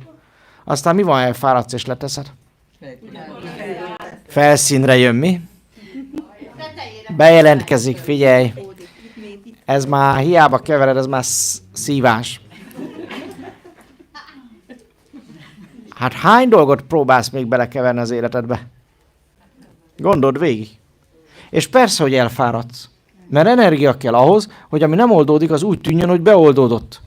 És amikor egyszer alább hagy az életed, elfáradsz, kimerülsz, kidőlsz, bedőlsz, és a többi, akkor aztán minden a nyakadba borul, és összeomlik az életed. Értitek, hogy energetika az mit jelent? Igen.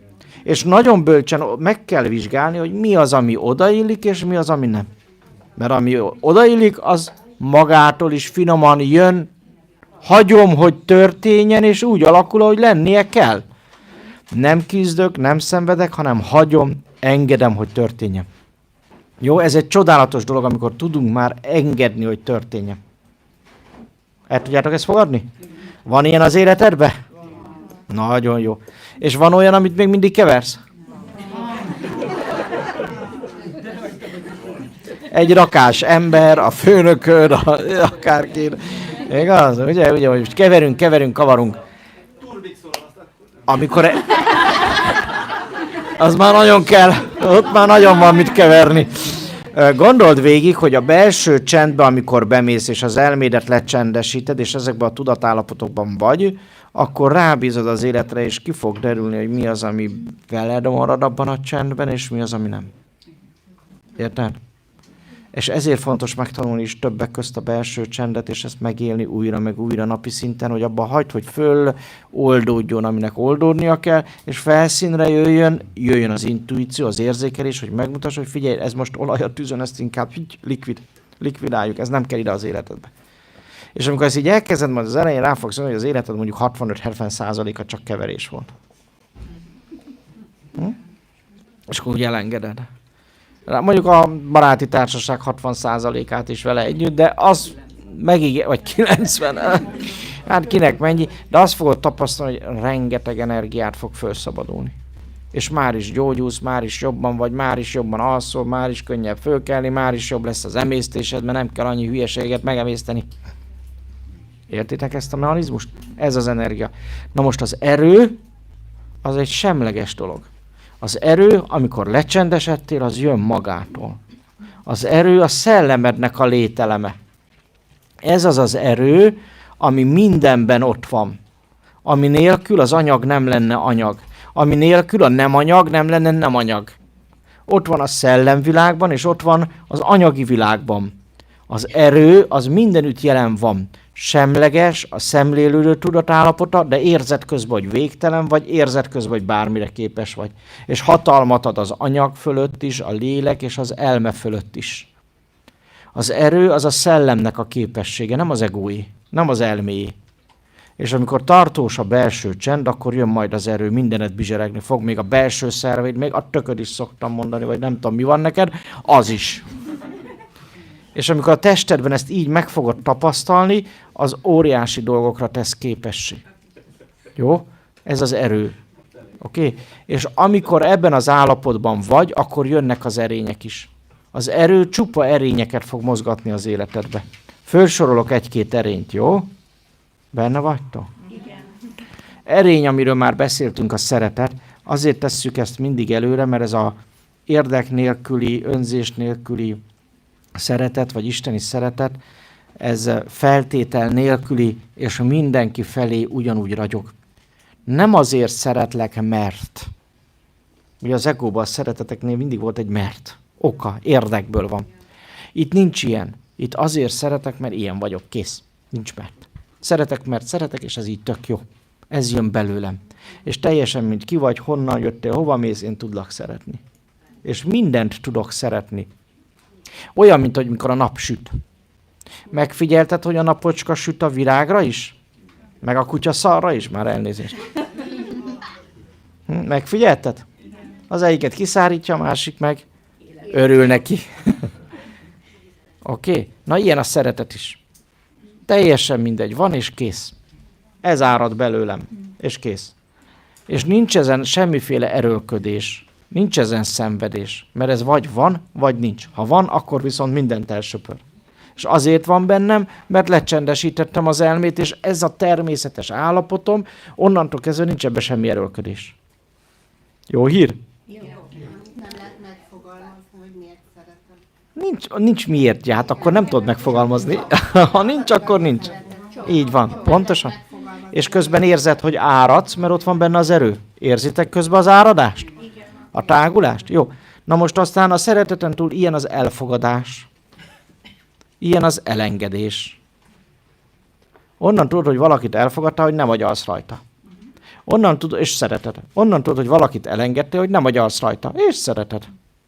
Függetlenül attól, hogy mit csinált, vagy mit nem, vagy milyen az egója. Oké? Nem az egóját kell szeretni, a lénységét. De az egóját is tudod szeretni, igazából mindenit tudod szeretni. Olyannak, amilyen is kész. Ilyen a megbocsátás. A megbocsátásnál azért azt elmondanám, hogy ez nem arról szól, hogy na most aztán jól megbocsátottam, de fölírtam a listára, kiúztam a télapó, meg a húsvéti, meg a karácsonyi listáról. Nem. Ha megbocsátottam, akkor el van felejtve, ami történt. Érted? Olyan, mintha meg se történt volna. Ugyanúgy tudom szeretni, mint mindenki mást és minden mást. Akkor van megbocsolás. Egyébként csak rizsázol, az nem megbocsolás. Aztán ilyen erény a szelidség. Az olyasmi, mint az alázat, csak mégsem az. Amíg az alázat arról szól, hogy én alárendelem magamat egóból valakinek, mert érdekem fűződik hozzá, addig a szelídségben elfogadom, és nem fogok konfrontálni, harcolni, küzdeni. Nem, olyan, amilyen kész, teljesen jó. Jó, ez a szelídség. A bölcsességet is említettük már. Erény a csend, tehát ez a belső csend, az elme csendje. Ne felejtsd el, hogy csend csak akkor van, ha az elmédet lecsendesíted. Semmilyen más csend nincs. Lehet durva, amit mondok, de hát menj ki a természetbe már. A természetben jól le tudsz csendesedni, de attól még a természet az épp nem csendes. Próbáltuk mindenfele. Fölmentünk a Hargitára, bele a sűrű erdőkbe. Hát nem volt csendes.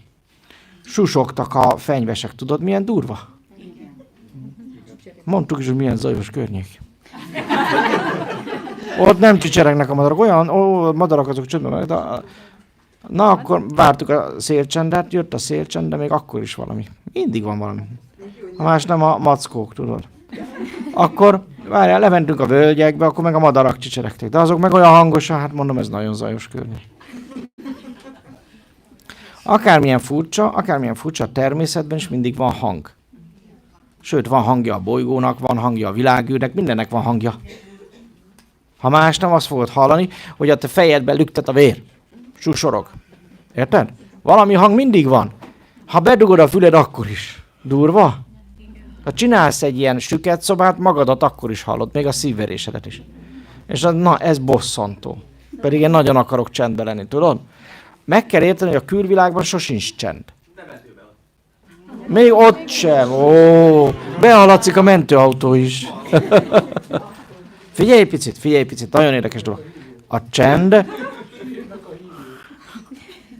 meg a szellemek sutyorognak a füledbe. Figyeljetek, csend csak akkor van, ha az elmédben a gondolatok megálltak, és a képek. Nincs máshogy csend. De ha ebben a tudatállapotban vagy, tényleg azt fogod tapasztalni, hogy de nagy csend lett hirtelen. Még a fülemet is kikapcsolták. Jó, ez a csend. Jó, és ez egy erény. És ez hidd el, tartós lehet. A legsűrűbb helyen is. A legjobb helyen mész a plázába gyakorolni. Mert ha ott már meg tudod élni,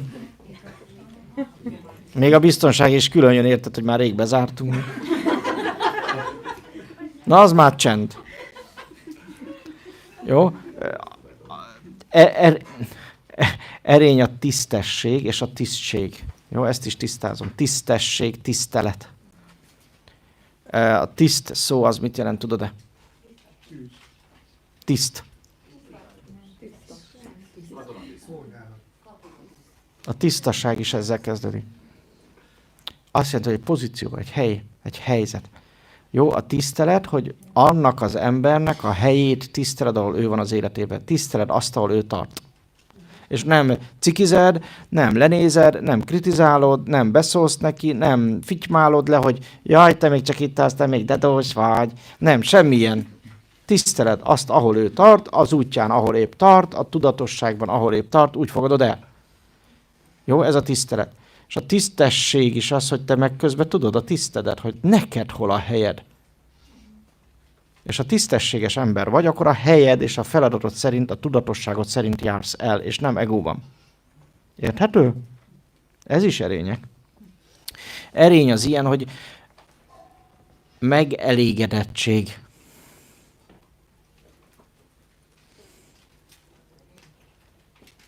Erény a megelégedettségben például ez a ismerős, ez a mértékletesség, szóval ez a ökolábnyom. Na, ezt kerestem. Jó? Tehát a mértékletesség. Ez a kettő nagyon közel van egymáshoz. Jó? Erény a türelem. Abban ott van, hogy tűr. Oké? És ez nem fájdalom meg szenvedés, tehát nem a szenvedés, hanem a türelem. Ha ezt egóban akarnád leutánozni, na az a szenvedés. Jó? Erény a derű. A derű az nem egy viszonyulás. Tehát ez nem az szól, hogy na örülök neki, mert valami történt, ami jó, és van egy miért, amire örülök. A derű az bennem van, és kész. Ki az, aki megérte már ezt, hogy derűs, és derűs, és derűs, és tök mindegy, hogy ketten közben fejre állnak, és 3-szor arcra estél, akkor is derűs tudsz lenni. Jó? Erény a hála. Ezt már nem is mondom, ezt már tudjátok. Jó? Áldás is, az is egy erény. Erény a bőség. A bőségről már beszéltünk. Hát nem a szükség, hanem a bőség. Jó, egóban szükség van, és az egóval azonosuló ember mindig arról beszél, hogy mire van szüksége, mi kell. A tudatosságban élő ember pedig bőségben van, azt mondja, hogy mit lehet. Nem tudom, hogy értitek a különbséget. Jó. Hűség. Hűség. Na most ez is egy jó kérdés, hogy kihez kéne hűnek lenni, melyikor vagy erényes. A hűség erénye az az önmagunkhoz, a darmánkhoz, a sorsunkhoz, a szellemünkhöz való hűséget jelenti. Ez nagyon fontos, tisztázunk. Tehát a darmához, önvalómhoz való, a szellememhez, a fényemhez való hűséget jelzi. Jó, ezt ne keverjük, mert nem az a lényeg, hogy másokhoz, meg mit tudom én, a főnökhöz, vagy az Orbánhoz, vagy nem tudom én, kihez akarsz hű lenni. Jó? Tehát ezt így könyveld el. Akkor ilyen a önértékelés, önbecsülés, önbizalom. Egy picit mondanál erről, hogy ez hogy nyilvánul meg hűség önmagunkhoz, és a szellemünkhöz? Például nem azután megyek, ahogy elvárják, hogy csináljam, hanem azután megyek, ahogy az intuíció mondja, hogy csináljam. Úgy minden erényt úgy kéne tehát leképezni, vagy megfogalmazni, hogy gyakorlati módon mit jelent. Érted? És ezért nagyon jó volt ez a kérdés. Tehát a hűség, ha önmagamhoz, vagy hát igazából a darmámhoz hű vagyok, hogy az intuícióm szerint járok el. A vágyaim szerint járok el, érted? És nem mondok arról le csak azért, mert így, meg úgy, meg úgy. Olyan munkahelyre megyek, ahol örömmel dolgozok, és ha nem fizetnének, akkor is jól esne azt csinálni. Érted? Jó? Ez a magunkhoz való hűség jellemzői. Jó, akkor volt az önértékelés, önbizalom, önbecsülés. Jó? Tehát, hogy akinek ebben hiány van, azt tudja magát ebben, ezt is meg lehet valósítani. Minél többet lecsendesíted az elmédet, és mersz intuícióból dönteni, annál több lesz az önbizalmat. Tehát az nekünk így évek távlatából egy nagyon nagy boldogság látni, hogy a tanítványoknál az önbizalom szépen rendbe jön. Az önértékelés rendbe jön. Ott indul az önbizalom, hogy értékelem magam. Először önbecsülés jön létre. Ugye amikor azt mondjuk, hogy megbecsülünk valamit, akkor még nem tudjuk, hogy mennyit ér, csak sejtjük, hogy sokat. Értem? És hogy az önismeretben egyre magasabbra jutsz, és az önismeretet is erényként írjátok föl, amikor az önismeretben fejlődsz, tanulsz, képezed magad, sokat csinálod a befele figyelés, a belső csendet, hallgatsz az intuícióra, akkor az önértékelés fog először kialakulni. Elkezded megérteni, hogy ki vagy, és mire vagy képes. Elkezded ráérezni egyre jobban, hogy bizony nagyon értékes vagy. Nem csak azért, mert egyedi vagy, hanem azért, mert az a tudás, azok a képesség, és egyáltalán a szeretet képesség az értékessé tesz. Oké, és amikor ezt éled, az erényeket, az kiemel a tömegből. És amikor létrejön így az önértékelés, akkor az önbizalmat is helyrehozza. Függetlenül attól, hogy egyébként gyerekkorodban adtak-e hozzá, vagy nem, segítettek-e ebben, vagy nem, vagy épp romboltak. Mert rá fogsz jönni, hogy nem az számít, hogy a szülők mit akartak, és hogy neveltek. Az számít, hogy te mit akarsz. Én azt szoktam mondani, hogy ne keresd magad, hanem építsd föl magad. Lehet keresgélni magadat, meg elárulom neked, hogy soha nem fogod megtalálni, vagy csak ha meghalsz. De ha úgy döntesz, hogy most fölépíted magad az új ismeretek és az intuíció segítségével, akkor válsz igazából az önvalóval azonossá, akkor tudsz megtanulni a szellemmel azonosulni, és a szellem annyira sok szeretetet, vigasztalódást, erőt fog neked adni, egészség. Tehát annyira sok szeretetet, vigasztalást, erőt fog neked adni a saját szellemed, a fényed, hogy gyógyulást, érted, hogy az annál jobb önbizalom építő nincs is. Jó? A boldogság, akkor már itt épp szóba került, akkor azt is írt fel. A boldogság is egy erény. A boldogság ugye mindenkinek más, Igazából azt jelenti, hogy jókor, hogy igazából inkább azt mondom, hogy a helyemen vagyok, azt élem, amiért idejöttem a földre, amiért meg lett teremtve ez az ego, és amikor az ego így él, azt teszi, amiért született, akkor az önmagában boldoggá tesz. És ez nem egy másik ember, nem a pénz, semmi külső dolog nem tud lenni, még egy lakásház, semmi, még egy munka se, hanem az fog boldogá tenni, hogy azt csinálod, ahol a helyed van. Jó? Ezt egyébként az ember beleprogramozva a DNS szintjén hozza magával. Már születéskor bennünk van, úgy hívja a pszichológia, hogy születési látomást, ez bizonyos transzmeditációban nagyon szépen elő is lehet hozni.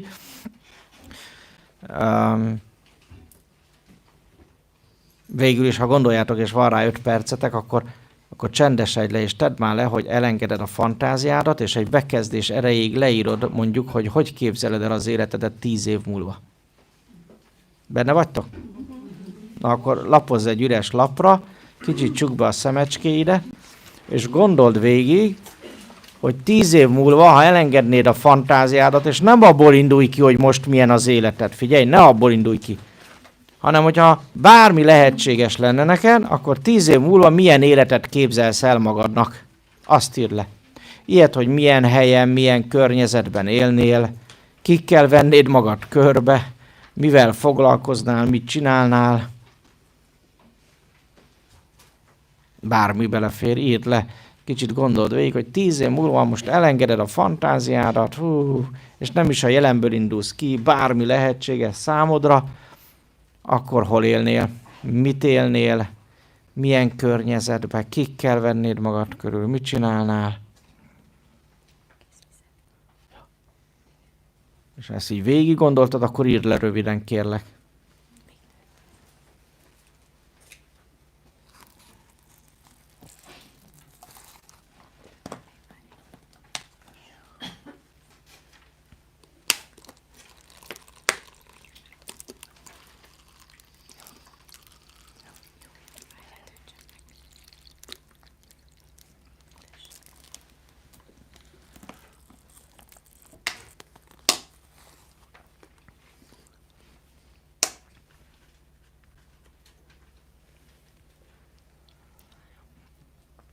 Engedd el nyugodtan a fantázián.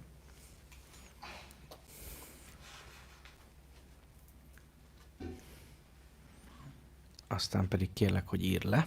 Az jó lesz magadnak olvasgatni hosszú hideg téli estéken.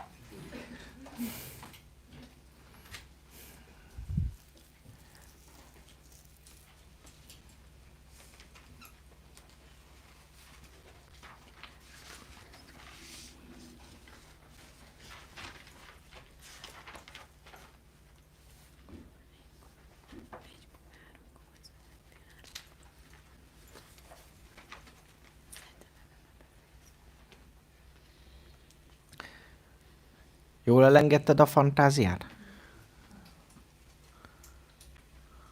Figyeld meg, mik vannak benne. Van ilyen benne, hogy természet? Vagy természetközeliség? Ezt mindig beleírják. Aha.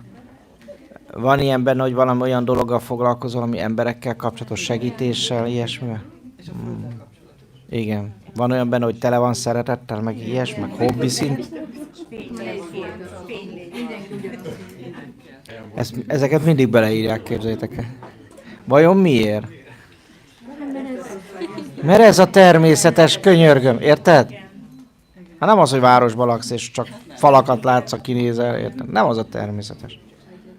A természet része az emberi test, értsétek meg. Még a gondolataid, az elméd is, a lelked is, a tested is a természet része. Ha most körbe betonoz magadat, akkor az már nem a természet. Értitek? Nem véletlenül kerül ez föl, pedig azt mondtad, hogy jól eleresztetted a fantáziára. És mi tart vissza, hogy így élj? Ha egyszer ezt tenne boldogá, akkor mi tart vissza, hogy így élj? Elmondom, a saját elméd határai. Az egót. Az, hogy még mindig nem kapcsolod ki, hanem hagyod futni azokat a beraktad a rossz CD-t, aztán most meg így mérgelődsz, hogy mi szól itt. Érted, az elme az úgy működik, amilyen CD-t beleraksz. Ha a boldogság CD-t rakod be, akkor boldog vagy, és kikötsz valami szép helyen. És tudod, hogyha helyeden vagy, és azzal foglalkozol, ami a dolgod, akkor azt élvezni fogod, és most figyelj. Ennyi elég ahhoz, hogy bőséged legyen. Tudod, mikor kezdett nekem anyagilag jól menni? Amikor azzal foglalkoztam, ami a dolgom. Meg ami a hobbim. Érted? És akkor már nem az megy, hogy most nekiállok parázni, hogy össze kell jöjjön ennyi a hó végére. Nem is számolom, mindig összejön. Sőt, a végén meg szoktam döbbenni, mikor így megnézem az összesítőt így mi ez a banki szoftverben, hogy úristen, ennyi átment a hónap alatt rajtunk. Hát én ezt nem is gondoltam volna. Érted? Mert nem számolod, hanem éled és élvezed. Így kéne élni, ez az önbizalom. És ez lenne egyébként maga az ősbizalom is. Jó? További erények. Segítsetek már. Megérkezettség. Megérkezettség. Mondtuk egy ilyet, amit megfogalmaztuk, ezt a megérkezettséget. Ez az, amikor a helyeden vagy, tudod. Jó, és ugye ilyenkor van persze megelégedettség is, amiről már beszéltünk, meg ilyenek. Jó, ez a megérkezettség egy nagyon szép szó. Aztán ilyen erény például a pontosság. Hogy ezt magyarázatra szorultál, nem azt jelenti, hogy pont 10-be vagy 11 óra 5-kor kezdtünk, hanem az a pontosság, hogy jókor vagyok, jó helyen. Itt és most jók vagytok. Jelenlét. Jó, ez az itt és most. Jelenlét, egy szóval. Ugye a németek ezt úgy tanítják, ugye hirtelen akartam mondani, de mindegy. Neki körbe kell írniuk az itt és most. Hier and now. Jetzt und gleich, richtig.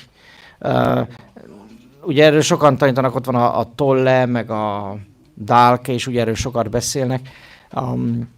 Ők nem tudják kimondani, mert nekünk nincs ilyen jó szavuk, hogy jelenlét. Szegények. De nekünk van egy jó szavunk, jó? Itt és mostban vagyok. Az agyam nincs elmenve jobbra-balra, előre-hátra. Nem a múlton mereng, érted, hogy jaj, de el lett bénázva, és mennyi trauma, és mennyi szörnyűség, azon már úgyse tudok változtatni. De nem is a jövőn parázok, hogy jaj, mi lesz majd 2 hét múlva, hanem az itt és mostban vagyok, a jelenben mindig tudok változtatni, és máshogy csinálni. A jelenben mindig képes vagyok figyelni a csendben, lenni, és a jelen csendjében figyelni az intuícióra. A múltban már nem tudok változtatni intuícióra, vagy a jövőn se, mert most kell tennem, és csak a mostban tudom a csendet megélve az intuíciót használni. Jó? Ugye ebből adódik az is, hogy a szemlélődést itt felsoroltuk. Mert a szemlélődés is egy ugyanilyen semleges állapot, és amikor szemlélődök, akkor a jelenben vagyok. Annélkül, hogy tenni akarnék, változtatni akarnék, vagy változni, egyszerűen elfogadom, ami van, és azt szemlélem. Amikor szemlélek, szavak és gondolatok nélkül egy folyamatot követek. Jó? Ilyen van a figyelem. Jó? A figyelemben is az itt és mostban vagyok, a jelenben vagyok, és valamire fókuszált módon energiát helyezek, a szemlélődésemet valamire fókuszáltam. A szemlélődésben egyébként sok minden belefér, több minden, addig a figyelem mindig egy valamire irányul, ugyancsak, mint a fókuszáltság, amit magyarul egyébként összpontosításnak hívunk, ez is egy erény, és ahogy figyelni, úgy összpontosítani is csak akkor tudok, ha közben az elmém csendben van, jelen vagyok, tehát az itt és mostban vagyok, és nem jár jobbra-balra az agyam. Ha így tudsz figyelni, akkor megjegyzed első hallásra is. Ha így tudsz fókuszálni, tehát összpontosítani, akkor amire összpontosítod a figyelmet, az meg is marad. Jó?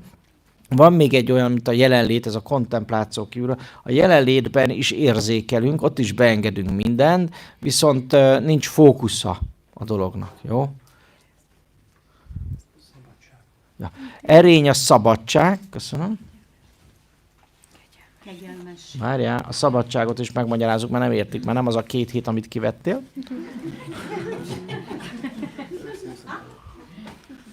A szabadság azt jelenti, hogy az én elmémben szabad vagyok minden befolyástól. Minden mágiától, minden varázslástól, minden manipuláltságtól, minden más tanított sémától. Egyedül az elmémben tisztán csak az intuícióm van. Csak én vagyok, csak az én rezgéseim vannak az én aurámban. Érthető ez? Jó? Ez egyben a tisztaság is egyébként. Tehát, hogy nincs bennem idegen rezgés. A szabadságban pedig minden döntésebben szabad vagyok, jó? És az saját utamban vagyok általa. Jó? Van ilyen, hogy a kegyelmesség, ami azt jelenti, hogy én nem azt szerint bánok másokkal, ahogy ego szintjén megérdemlik. Tehát nem viszonyulással bánok a többiekkel, hanem szeretetből. Elfogadva olyannak, amilyennek. Jó, ez a kegyesség, kegyelmesség. Jó, vagy kegy gyakorlásnak is mondják. Ilyen a kitartás is még, meg az álhatatottság. Kitartás, álhatatosság.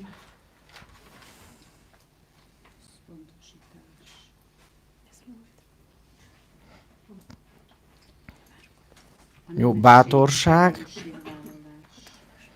A bátorság nem azt jelenti, hogy nincs bennem félelem. Jó, hanem a félelem ellenére én azt tudom csinálni, ami a dolgom. Jó. Hatalom, vagy hatalmasság. Erről már értesítem, ez nem az a hatalom, amit a fegyverrel kell gyakorolni, meg visszaélés, hanem az, hogy a 6 almámat uralom, ugye szokták így mondani, tehát a 6 csakrámat uralom, az olyan ember, aki ilyen úgymond hatalmas ember, azt onnan ismered föl, hogy laza, szeretetteljes, úgy válik vezetővé, olyan vezető, aki tényleg vezető, nem csak irányít. Tudod, az irányító azt mondja, hogy na arra menj, a vezető meg előre megy. Tehát ő az azt jelenti, hogy ő megélte, megtapasztalta, és úgy adja át neked a tudást, úgy segít neked, úgy irányít, hogy abban ő is részt vesz. Nem tudom, hogy ezt így értitek a különbséget. Hogy? Példamutatással, így van, így van. Jó? Aztán egy másik erény a szentség, tehát a szent ember, vagy a szentség, az, aki az erényeket gyakorolja, az a szent ember. Jó? És van ilyen, hogy megszentelődés, vagy szentéválás, az a folyamat, ami megtanulod ezt a tudatosságot élni. Jó? De már az is egyébként egy erény, amikor megszentelődésben, vagy a szentéválás útján van valaki, mert azt is élvezni fogod, és semleges vagy, és szeretetteljes. Jó, lehet, hogy még nem teljesen megy, meg néha még kibillensz, de ez egy természetes folyamat, aztán majd egyre jobban megy. Jó, ez olyan, mint a kiskutya az ugatással, hogy majd belejön. Jó? Szelídség, azt mondtuk? Egyensúly. Jó. Egyensúly, idegen szóval harmónia. Egyensúly, jó. Tehát amikor úgy minden rendben van, minden a helyén van, pont, kész. Áldást azt mondtuk már, igen. Jó, mindegy, most felsoroltunk ennyit, nem tudom hányat, ez lehet vagy 40-50. Jó, tehát ezeket így forgassátok magatokba, ezeket hívjuk erényeknek, és ami lényeges, ha ezekbe belegondolsz, ezeket a élményeket mindig az elme, illetve az ego teljes semleges állapotában tudjuk megélni. Jó? Tehát ez nem olyan, hogy akarom, aztán majd megcsinálom, meg igyekszek, azt beletanulok. Ebben nem lehet beletanulni, erre ráérezni lehet. Azért nem lehet beletanulni, mert ez egy természetes dolog. Olyan, mint a légzésed. Mennyi ideig tanultad a légzést? Lazább leszek, figyelj, olyan, mint a fingás. Mennyi ideig tanultad? Ha? Vagy azt, hogy halljad a külvilágot, vagy láss. Mennyi ideig tanultad? Érted? Ez ugyanolyan dolog. Ott van és kész. Jött és kész. Jó, belünk van, ez természetes dolgunk. És abban a pillanatban, amikor az elmét tényleg sikerül lecsendesíteni és tartósan csendben lenni, akkor ezek mind-mind, amiket felsoroltunk, működnek. És sokszor úgy működnek, hogy meg se tudnád fogalmazni, hogy úristen, akkor most épp melyiket éltem meg. Nem tudom, hogy vannak-e olyanok, akik közülöttünk, akiknek van hobbija, úgy rendesen. Ki az, akinek van hobbija? Tehát amiben úgy nekiállsz, és akkor úgy elveszel, hogy az óra sincs. Igen. Van ilyen hobbid? Az egy áldott ember, akinek van hobbija. Több is? Azt mondta? Az a jó, nekem is van jó néhány. Amikor a hobbidat csinálod, akkor figyelsz a külvilágra? Beleszólnak? Számít, hogy mit mondanak? Van elvárás? Gondolkodsz, agyalsz rendesen? Jól érzed magad? Élvezed? Na, akkor abban már tudod élni ezt. Szereted közben magadat? Föltöltődsz? Boldog vagy? Türelmes? Szelíd? Elengedés? Elfogadás? Ha? Ott megy, hát akkor megy ez neked, figyelj! Akinek meg nincs hobbi, az gyorsan kerítsen egyet, hogy ezt megtanulja. hogy milyen is ez az élmény.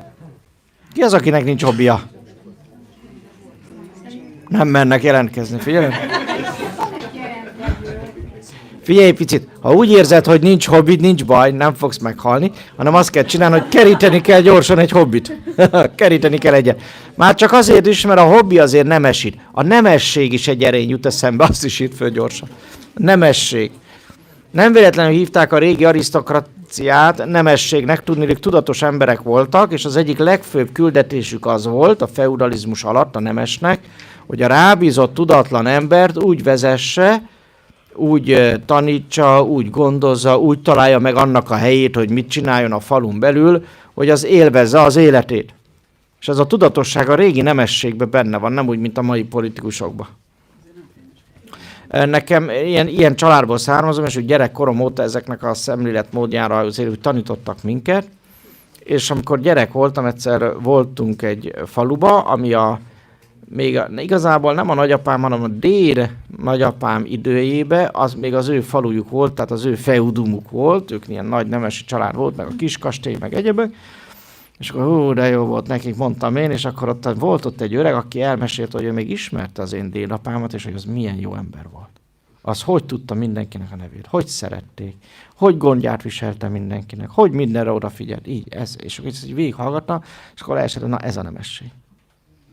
Amikor már nem csak magamért tudok felelősséget vállalni, hanem a rám bízott, a környezetemben élő tudatlan embernek is tudok segíteni, hogy ő olyan életet élhessen, olyan helyre kerüljön, hogy abban a gyakorlati mindennapi életében boldog legyen, magyarul a helyére kerüljön. Mert sokaknak csak ennyi a feladatuk, hogy józan paraszti ésszel éljenek egy jó kis laza életet, és boldogok legyenek. Nem tudom, hogy értitek-e. És ez a nemesség, hogy én ezzel tisztában vagyok, és így módon másoknak is tudok segíteni. Jó, mondjuk ha vállalkozó vagy, ez hihetetlenül fontos tulajdonság. Jó, ennek ellenére azért azt elmondanám, hogy nem lehet mindenkivel jót tenni, néhányan nem engedik, de nem is kell mindenkivel jót tenni. Aki kéri, annak tud segíteni. Aki nem kéri, azt meg hagyni kell. Ez is alapszabály. Jó. Szemlélünk mindenkit. Szemlélünk. És ha más megkérdez, hogy mit csinálj, vagy mit csináljon, vagy hogy csinálja, akkor azt tudod elmondani, mert te már megtapasztaltál. Érted? És amit az intuíció segít, hogy elmondj, de nem többet. És nem arról szól, hogy majd helyette ész, meg helyette oldod meg egyebek. Sok szülő van így, hogy majd ő megoldja a gyerek helyett. Tudod, mit csinálsz, ha megoldod valaki más helyett? Átveszed az ő karmáját, amit neki kéne megtanulni. És utána nagyon tudtok egyébként, mondtam már? És, de tényleg, nagyon jó csapat vagytok. Nagyon-nagyon fontos, hogy neked az vissza fog karmaként nyalni egy következő életbe, hogyha elveszed a gyerekettől. Mondjuk mindig fölmászol helyett a létrára, nehogy már leessen. És a gyerekben kialakul egy félelem, hogy a létrára mászás veszélyes, csak azért, mert félted a gyerekedet. Ráadásul ő se tanul meg létrára mászni. És ezért vissza kell majd születned, hogy ezt visszakapd valahogy. Szóval ezek nem játék. Jó, és ez pont a szülő-gyerek viszonylatban, tehát ha van gyereketek, unokátok, egyébként, ott kell majd megtanulni, ott le is tudjátok a karmákat dolgozni, hogy hagyni kell, hogy ő úgy rontsa el az életét, ahogy szeretné. De ha kérdez, akkor segítesz. Jó? Ha kérnek, adsz. Ha nem kérnek, nem erőlteted rá. Jó, és egyébként a párkapcsolat, meg a gyerekek tanítanak meg erre a legjobban. Vagy vedd úgy, amikor gyerek születik, na, megjött a mester. Olyan tükröket fog mutatni, érted, mint senki. Viszont azok jó tükrök, meg tényleg a mestereddé lesz, mert alkalmas arra, hogy újra fölidézd a gyerekkorodat, ami el lett rontva, azt földolgozd, amit meg jobban kell csinálni, azt majd jobban csinálni. Aztán kapsz majd még egy lehetőséget, amikor jönnek az unokák. Oda leszel meg vissza, aztán meg olyan tükröket kapsz, hogy ihaj. Hú, ez az én unokám. Aztán ne kellsz a lánnyal veszekedni, hogy figyelj, nem így kell lányom, hát megmondtam, hogy kell nevelni. Ja, anyukám nagyon tudtad annak idején is. Még igaza is van. Jó, de azért az unokáknál már lazábbak a nagyszülők, tehát még jobban tudják tudatosítani, ami kell tudatosítani. Ez mind egy áldás az élettől, hogy úgy menj el, hogy közben mindent sikerült letudni. Jó, úgyhogy ennek örülni kell és hálásnak kell lenni. És tudni kell, hogy a családba kapjuk a legnagyobb pofonokat, meg a legnagyobb tükröket, de ez mind-mind áldás. Ez mind-mind ajándék, hogy nekünk ne kelljen emiatt visszaszületni. Na, ennyit a férjekről, mi meg a nejekről. Minden kapcsolat érdekből születik, ezt meg kell tanulni. Tehát ego szintjén minden kapcsolat érdekből van. És ha jó kapcsolatot akarsz a pároddal, ezt el kell fogadni, és nyíltan be kéne vállalni. Mi az érdeket, hogy velem vagy? Nagyon sokszor van szó, hogy jönnek hamar a gyerekek, nagy volt a szerelem, addig az volt az érdek, mert jó a szex, vagy a nem tudom micsoda. Később az az érdek, hogy jól főz az asszony, vagy nem, vagy valami más. Aztán jönnek a gyerekek, hát muszáj őket fölnevelni, mert így várja el a család, ott már nincs érdek. És ahol így alakulnak, ott amikor kiszállnak a gyerekek, szétmennek a szülők. Mert nem, nincs több érdek. De közben meg az is érdek, nem? Hát jó, bizony, jó. Ha közös a cél, vagyis közös az érdek, akkor a család együtt marad. Ha nincs közös cél, akkor meg el kéne engedni egymást. Ez így lenne okos, így lenne bölcs. Nem pedig végig küzdeni, harcolni, szídni egymást meg az életet. Ha van közös érdek, az lehet például egy közös dharma, egy közös út. Taóban útnak hívják a dharmát. Egy közös megérkezettség, egy közös építés, egy közös teremtés, egy közös élvezés, hogy élvezzük az életet, és közösen jobban tudjuk élvezni. Ez is érdek. Ha nem? Dehogy nem. Értsétek meg, hogy az ego szintjén minden érdek, és ezt őszintén be kéne vállalni, mert ez fogja a kapcsolatot megerősíteni. De tudod, az emberek valamilyen oknál fogva a szeretetet ilyen misztikával élik meg, és akkor azt mondják, ó, én szeretem, és azért vagyok vele. Érted? És akkor ilyenkor tudjuk, hogy nem tudatos. Mert lehet szeretni, de attól én szeretek, én az a helyzet, hogy mindenkit szeretek, mégiscsak egy nővel vagyok. Sőt, a fiúkkal nem is. De ezt ne vegyék magukra, jó? Nem arról szól. Érted? Miért csak a feleségemet tartom meg? Hát azért, mert én szeretem őt, de ő hozzá köt a közös érdek az út. Érted? Ettől még mindenkit szeretek, de nem fekszek le mindenkivel. De nem kihasználás, most kezdődik. Nem feltétlenül, mert az is egy megoldás, hogy mindenkivel lefekszel, és így fejezed ki a szeretetedet, de nem biztos, hogy ez az utad, érted? Nem biztos, hogy ez a dharmád. Pláne meg sokan félreértik, de nem feltétlenül kihasználom, megmondod, hogy figyelj, ez erről szól, az már nem kihasználás. Szóval lásd néhány gurút például. Megosztom magamat, tudod, meg hasonló. Szóval mi nem így... Neki az az érdeke, hogy legyen mindig valami, nekünk meg nem ez az érdekünk, nekünk az az érdekünk, hogy megosztjuk a tudatosságot. Érted? És ebben mi nagyon jól tudunk kapcsolódni, és ez nekünk egy közös érdek. Most túl azon, hogy egyébként együtt is jól érezzük magunkat, és jobb együtt megélni egy dolgot, mint egyedül, kész. Mikor egyedül élek meg valamit, úgy, hogy jaj, most pont nincs itt a nejem. Érted? És akkor hú, de kell mondani neki, meg fordítva, és ez így működik. Érted? Ez egy jó dolog. Tehát amikor szerelmes vagy, meg szeretsz valakit, ez jó dolog, de attól még az és érdekkapcsolat, és ezt be lehet vallani. És ha ezt bevállalod, akkor azt tudatosítottad. Amíg csak ilyen misztikus szeretet madzagok mennek, hogy jaj, mert szeretem, de miért szereted? Hát nem tudom. Tök jó. Az agape alapján akkor ennyiből bárkivel lehetnél. És így is van. Bárkivel tudsz boldog lenni. Érted? Bárki lehet az ideális. Bárki lehet a tökéletes. Nincs vele semmi gond. A tudatos ember számára bárki lehet ideális. És ez nem a lélek, hogy hívják, ikerlángok, meg ilyenek. Ezt szeretik az ezósok, de ilyenről nincs szó ám az univerzumban. Megmondom őszintén. Tudod mi van? Az, hogy a szellemet, ha tudatos vagy, bárkivel tud kapcsolódni, mert tudja, hogy a párkapcsolat az nem dharma. Érted, amit mondok? Biztos mindig, sose dharma. Nem. Csak egy ajándék. Ahol találkozol egy olyannal, aki ugyanolyan úton jár, ugyanazon az úton jár, mint te, és ebben egymást tudjátok segíteni. Figyelj ide, nem kiegész... Nem akarok zavarni, olyan jól elbeszélgettek. Mondjuk így, hogy kísér az úton, de együtt mentek, az jobb. A kísérő az még nem biztos, hogy Figyelj, az életben vannak mindig kísérők, akik ideig, óráig melletted vannak, aztán mennek a maguk útjára. Jó, ezt megéltem már például sok munkakapcsolatban is például. De amikor azt mondod, hogy valakivel magas szinten tudsz kapcsolódni, és a szellemetek is tud kapcsolódni, mert egy úton jártok, az már egy nagyon mély dolog. Érted? De mégis az a te döntésed, hogy ezt milyen szinten éled meg. Vagy együtt működtök, vagy együtt dolgoztok, vagy adott esetben együtt is éltek, mert mondjuk szerelmesek is vagytok. Érted? De elméletileg nagyon sok párod lehetne ilyen szempontból, mert a szellem az úgy van vele, hogy aki az én darmámhoz tud igazodni, az lehet a párod is. Tehát a szellem számára igazából nincs szükség a kapcsolatra. Tehát a tudatos ember tudja, hogy igazából nincs szükség a kapcsolatra.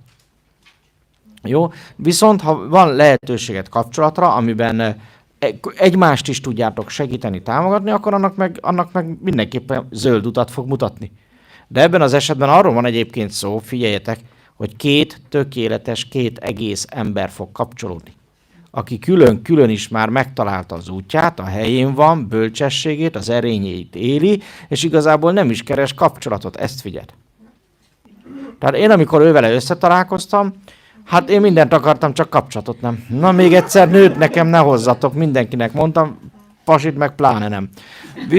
Viszont úgy képzeljétek el, mielőtt találkoztunk szombaton, előtte 4 látóismerősöm, meg még egy nagyon jó barátom is fölhívott, ráadásul a házvezetőm fölmondott, az is látónő volt, ezek mind szóltak, hogy figyelj, nyissak, mert szombaton fogok találkozni egy nővel, aki nálam alacsonyabb, barna szemű, és egyébként ő lesz a feleségem, ő meg nem szereti, ha van bejárónőm, úgyhogy még a bejárónőm föl is mondott, érted? És minden nap valaki fölhívott, érted, ezzel az izéval. Hát olyan látóbarátos nő, akivel már évek óta nem is beszéltünk. Hát mondom, ez valami nem stimmelt, most hülyítenek engem, vagy hűnek velem, én nem akarok én senkit, mindegyiknek elmagyarázni, hagyjatok békén már ezzel, és amikor már fölhívott a harmadik látó, hogy figyelj, most azt akarod elmondani, most jön valaki nekem az életembe, és így, meg úgy, meg nyissak, meg egyebek, akkor most tedd le. Azt mondja, nem teszem. De ugyanúgy elmondta. És akkor jött szombaton, és akkor így lefutott, így láttuk ugye az akasáját egymásnak, hogy mindenit. Úgyhogy másra már hozott egy tál almás sitit. Nem tudta, hogy én utálom. Pedig mondta az intuícióm, csak nem figyeltem. Hát ennyit erről. De attól még megmaradt, látod, itt van. Úgyhogy azóta már más sütit.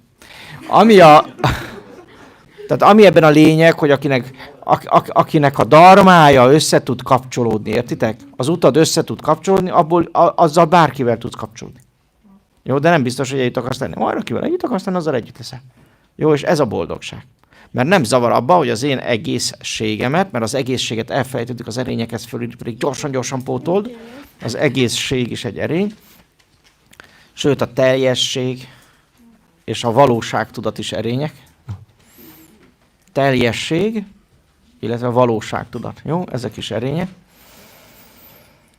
Na és akkor, szóval, hogyha valaki teljes emberként így találkozik valakivel, azzal tud kapcsolódni. És az nem azért van, mert ő kiegészít engem, meg én őt. Azt felejtsétek el, az sosem vezet jó végre. Az soha nem lesz annak jó vége. Jó? Ez mondjuk a Kapcsolatok Tudatossága című 2 napos tanfolyam része, de fontosnak éreztem most beszélni róla. Tudnélik, egyébként az emberek többsége a darmájáról pont a kapcsolatáért, a családjáért mond le. Ezért beszéltem róla. Tehát még egyszer is mondom, az emberek többsége a darmájáról a kapcsolatok miatt mond le. Úgyhogy mer lépni, ha nem az illető, aki ott van. Ha nem tud elfogadni, nem tud szeretni úgy azon az úton, amin jársz és amit akarsz élni. Ezeket nagyon komolyan kell venni. Jó? Nem köthetsz kompromisszumot ebben a dologban. Mert vagy szellemi ember leszel, és a szellemeddel azonosulsz, vagy egoista, materialista ember lesz, és az anyaggal azonosulsz. És ezt neked kell eldönteni. És ehhez olyan kapcsolat kell, olyan kapcsolatban, olyan családban tudod ezt megélni, ahol ezt engedik, hagyják. Ezt el tudjátok fogadni? Ez egy felelős döntés önmagadért. Ezt általában ilyen 40-50 éves korra az ember már tudja. Szerencsére még fiatalabban is, ha ennyival így jártam. De azért a mai fiataloknak nagyon meg kell tanulni, mert így gyorsan cserégetik a partnereket, és mindegyiktől csak a csalódást szedik össze. És amikor majd 40 éves lesz, és rájön, hogy húha, addigra már csak a csalódások maradnak, és a tudatossága még mindig nincs meg ennek a dolognak. Úgyhogy ha boldog kapcsolatban vagy, azt vállalt föl, és oszd meg, hogy mitől boldog. És ennek része az is, mondom, hogy bevállalom őszintén, hogy mi az érdekem. Jó? Ha tetszik, ha nem. Aki már régóta él kapcsolatban, és mondjuk vannak benne szenvedések, az meg gyakoroljon türelmet, jusson eszébe, hogy egy tükrök vagyunk, és ha idegesítem a másikat, az is jusson eszedbe, hogy azért te is egy tükör vagy, ő neki, és nem mindig szeret, amit benne lát. És ha ez téged idegesít, akkor azt fogja látni magáról, hogy idegesítő. De ha téged már nem idegesít, mert őt el tudod fogadni, akkor ő is kisimul. Jó, így lehet helyreállítani a kapcsolatokat. Jó, nem azzal, hogy térítgeted, meg nem tudom én, bevjózod a szektába. Jó, hanem azzal, hogy szereted, elfogadod, türelmes vagy hozzá, hogy az erényeket felsorolod.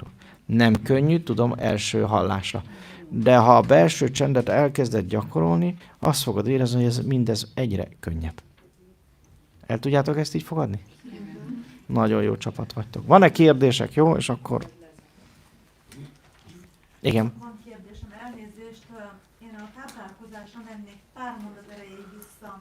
Ugye az állati eredetű táplálékra ugye azt terjesztették ezoterikus körökbe, hogy a rezgés szintet leviszi. Hű, kapásból egy jó kérdés, meg még egy. Egy kérdésben volt legalább 3. Megengedett, hogy reflektáljak rá, és akkor még tovább itt ne felejtsd. Először is a rezgés szint, az mit jelent? A most rezgésszint vagy tudatosság? A magasság vagy alacsonyság? Mit jelent? Nem tudjátok definiálni, figyeljétek már meg. A közérzet, hogy hogyan? Boldogság vagy boldog? Mondok nektek valamit. Merjétek már elővenni a tudományt, és egy kicsit tanulni. Jó? Tehát például mondják sokan, hogy ilyen frekvencián, meg olyan frekvencián, ilyen rezgése, meg a frekvencia, a rezgésnek a frekvencia mértékegysége. De elmondom neked, hogy nem változik a frekvencia szinted attól, hogy sertéstúst eszel. Vagy attól, hogy marhát eszel, vagy kacsát eszel, vagy libát eszel, vagy nem tudom én, fűrtojást, vagy nem tudom én, miket szerettek még. Nem változik. Tudni, a májad ugyanúgy a 430 és 441 néhány hertz között fog rezegni. Tehát egy tartományban. Mindennek egy tartománya van. Érted? És hogyha az a tartomány elkezd emelkedni, akkor a májad hőmérséklete megemelkedik, lesz egy májgyulladás, aztán meg egy elhalálozás. Ha pedig leesik a frekvencia szinted, akkor meg szépen elhal a májad, és cirózis lesz belőle. Értitek ezt? Ez ilyen egyszerű. Nem fog a rezgésed vagy a frekvenciád a sertéshústól éppen nőni, vagy épp csökkenni. Én meg elmondom, mert ezt kérdezte. Igen, talán a vágóhídon. A halál vagy a kóservágás kérdése. Na most először is elmondok, azért ez egy összetettebb kérdése. A növénynél van kóservágás, ha? Elmondom, a növény ugyanúgy érez. És ugyanúgy emlékszik rá, mint az állat. Ugyanúgy van benne minden kémiailag is. És azt annál szerinted nem lehet érezni, ha tudatos vagy nem érzed, hogy ezt hogy vágták le? Érted ezt, amit mondok? Hogy jött a kombány, vagy valaki, akinek ez ott meg és szerette azt a növényt? Egész más. Ugyanez van persze az állatoknál is. Persze, hogy érdemes olyan állatot venni, ami a halál vagy a kóser vágás szerint volt levágva, mert ő nem tudatosította azt, hogy mi következik, ezért nem szabadult föl az adrenalin a vérébe, és nem lesz ott ez a stressz. Mert ez erről szól. És mondjuk egy háztáiba, vagy egy gondos gazdánál nem veszi észre az állat, hogy mi készül, érted? És megtörténik a dolog, és semmi gond nincs vele. Ugyanez a növényeknél. Ez a szépen ősz ismerős a... Értsd meg, hogy ragadozó vagy mindenképpen, ha zsákmányállat vagy, akkor is ragadozó vagy, mert élő és érző növényeket rágsz le. Érted? De egyébként az emberiség ráadásul dögevő. Mert olyan növényt eszel, ami már dög, és olyan állathúst, ami már dög. Egyébként meg kimennél és élőt ennél. És az élő, az egész más az élő étel, mint a nem élő étel. Tehát létezik az élő étkezés is az embernél, az a legegészségesebb. Nem tudom, tudsz-e róla, aki élő ételt eszik, az például nem érez hideget és meleget.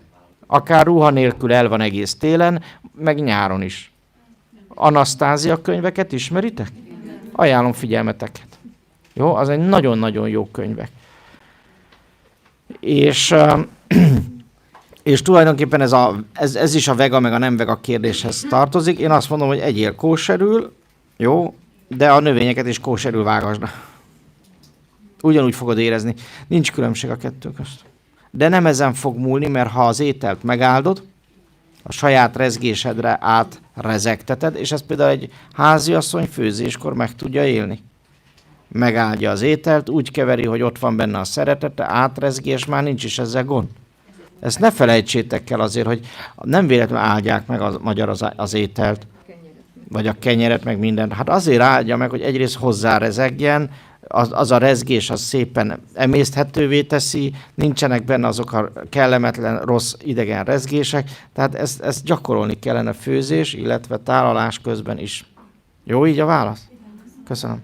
Lett volna még egy második fele, hogy amikor kenyérfélre gondolsz a glutén miatt, akkor azt egyéb magvakkal helyettesítsük, tehát rizssel, kölessel, bulgurral. Lehet persze, de igazából van egy érdekes dolog, például a rizsben van keményítő. A krumpliban is, a kukoricában is.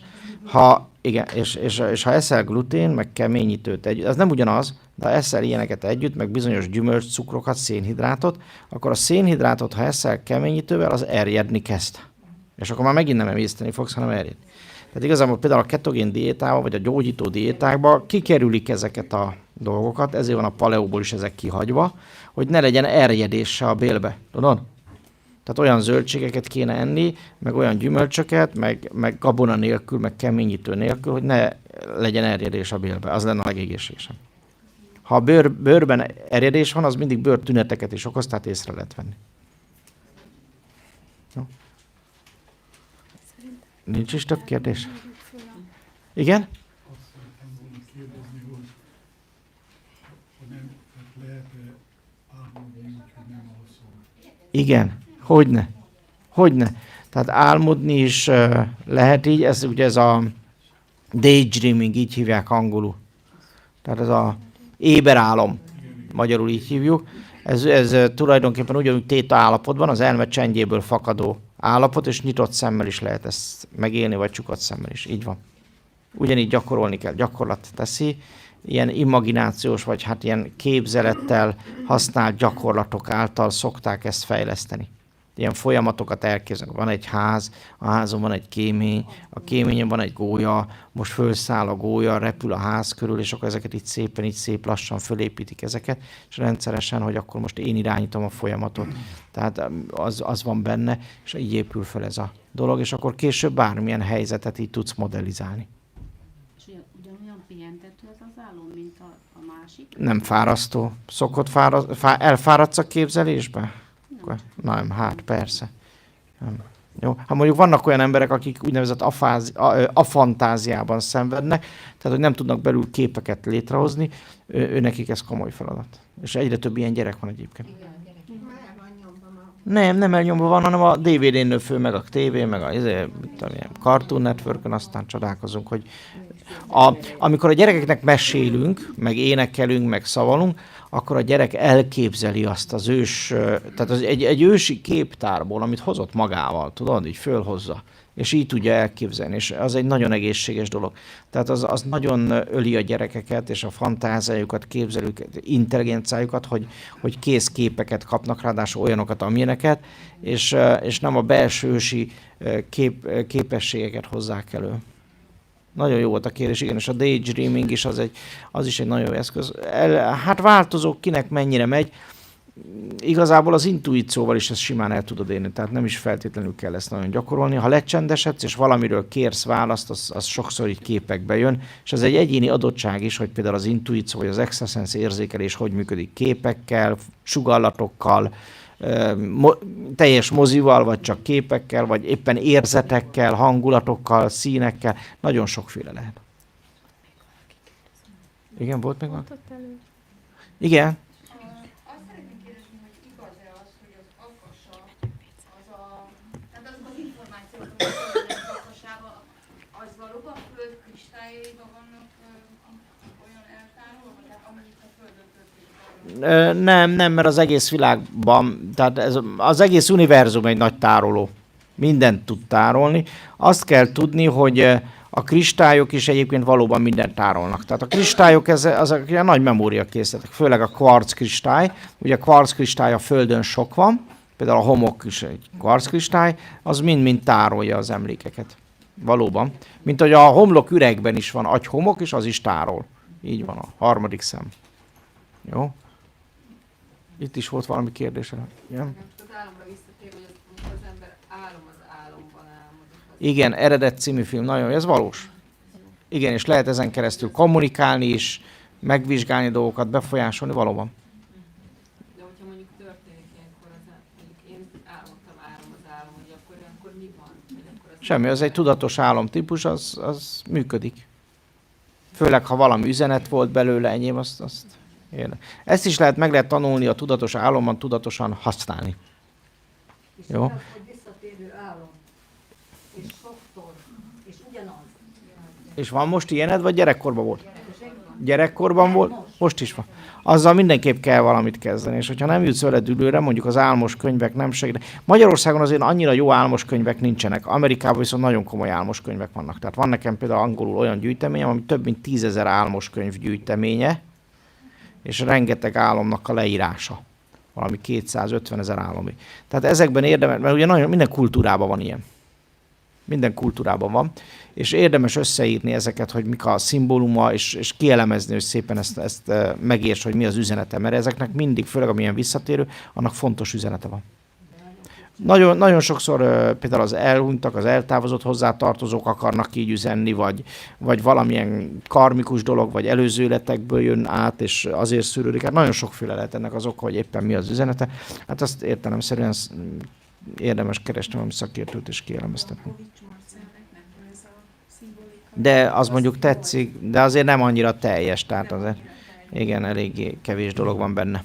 És nagyon sok ember például hoz úgy át előző életekből álmokat, hogy még annak a kultúrának a szimbolikáját használja közben előző életből. Tehát ez is egy érdekes dolog.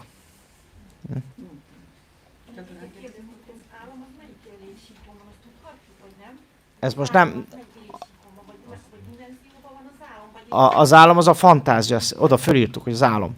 Tehát a kreatív elme szintjén van, és ő egy kapocs egyébként a felsőbb szintekhez, de ez még nem feltétlenül a szellemi, viszont az álmokon keresztül, ugyanúgy, mint a sugallatokkal, a szellem nagyon sokszor tud kommunikálni, illetve a szellemnek üzenni.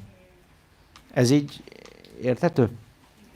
Vannak asztrális szintű álmok, azok a mindennapi álmok, amik a mindennapi, a hétköznapi élet során nem megfogalmazott, nem tudatosított, de erőteljes benyomások a napi élet során, amik magunkban maradtak, bennünk maradtak, azokat igyekszik az elme akkor így az álomvilágban földolgozni. Ezek az érzelmi vagy asztrális álmok, ezek nem olyan erősek, nem annyira tiszták sokszor, vagy zavarosak. Ahhoz képest a harmadik szemes élet során, ha már használod a harmadik szemedet, akkor a tudatos álom jelenik meg, azok sokkal, de sokkal tisztábbak, világosabbak, és tudod irányítani is őket.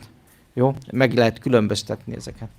És olyan gyerekkori álom, ahol még nincs alapja az álomnak, hogy van ismerete, mégis... Jön az előző életekből. Hát a gyerekek azért az előző életekre emlékeznek, ez az egyik dolog. A másik, hogy a gyerekeknek nyitva van a harmadik szem, amit aztán sikeresen bezárunk. Úgyhogy nehogy azt hitt, hogy a gyerekek nem tudnak. Mert miért, amikor elkezdett mesélni a gyereknek, hogy milyen az erdő, pedig városban lakik, vagy milyen a nyuszi, meg a farkas, meg a nem tudom, még nem látta a képeskönyvbe, és mégis el tudja képzelni. Jó, azért, mert van a kollektív tudathoz még ő hozzáfér, tudod? Én szeretnék kérdezni a dharmával kapcsolatban, hogy kell-e tudni azt, hogy mi az útja az embernek például, hogy meg lehet-e tudni, hogy... Meg lehet tudni, hogy kell-e, nincs kell, azt nem szeretjük ezt a szót. Igen. Meg kell érteni, hogy a szellem világában, az univerzumban nincs kell. Olyan, hogy lehet. És az, hogy mi a sorsa, mi lenne az élete valakinek, azt pedig bele van kódolva a DNS-edbe. Ahogy mondtam, a pszichológia ezt születési látomásnak hívja. Ez azt jelenti, hogy amikor megszületsz, már akkor is tudod ezt. És például lehet ilyen meditációkat csinálni, amikor levisszük mély tudati állapotba az illetőt, téta állapotba, semleges állapotba, meg föl is tudja idézni, hogy mi volt neki a születési látomása. Jó, de nagyjából egyébként a dharmáddal kapcsolódik az, amit leírtál az előbb. Ott mit csináltál? Mivel foglalkoztál? Hogy hol élnék. De csak azt írtad le? Azt, hogy mit csinálnál, azt nem írtad le? Kertészkedéssel. Na, hát akkor hajrá! A tudatos kertészkedés a közeljövőben a túlélés egyik alapja lesz. Nem véletlenül hoztad feladatként. Igen? Korábban zen meditációt gyakoroltam elég sokáig, és annak az egyik lényege az, hogy mantrával, tehát akár szanszkrit, akár más mantra segítette azt, hogy összpontosítsak, tehát hogy ne kalandozzak. Azt lehet használni, vagy ezt el kell engedni, vagy... Ahogy jól esik. Minden, amit tudsz élvezni, az a javadra van. Figyelj picit, az összpontosítás, a figyelem és az ilyen jellegű gyakorlatok segítik az elmét megedzeni ahhoz, hogy csendben maradjon, és a végén a csendre összpontosítson. És ezáltal tartsa benn magát a csendben. Jó? Tehát a mantra az önmagában nem rossz dolog, meg az irányított, mert mindenik megvan a helye. Érted? Ebben a fejlődésben. Az irányított meditáció is abban segít, hogy, hogy ne kaladozzon az elméd, valamilyen jó dolgot, egy folyamatot élj meg, képzelj el. És azzal, hogy elképzeled az elmédben, létrehozza a lelkedben, ugye a biokémiában is egy jobb érzést, és könnyebb, kellemesebb lesz a dolog. Persze a testeden is tud ez változtatni. Ez az imagináció.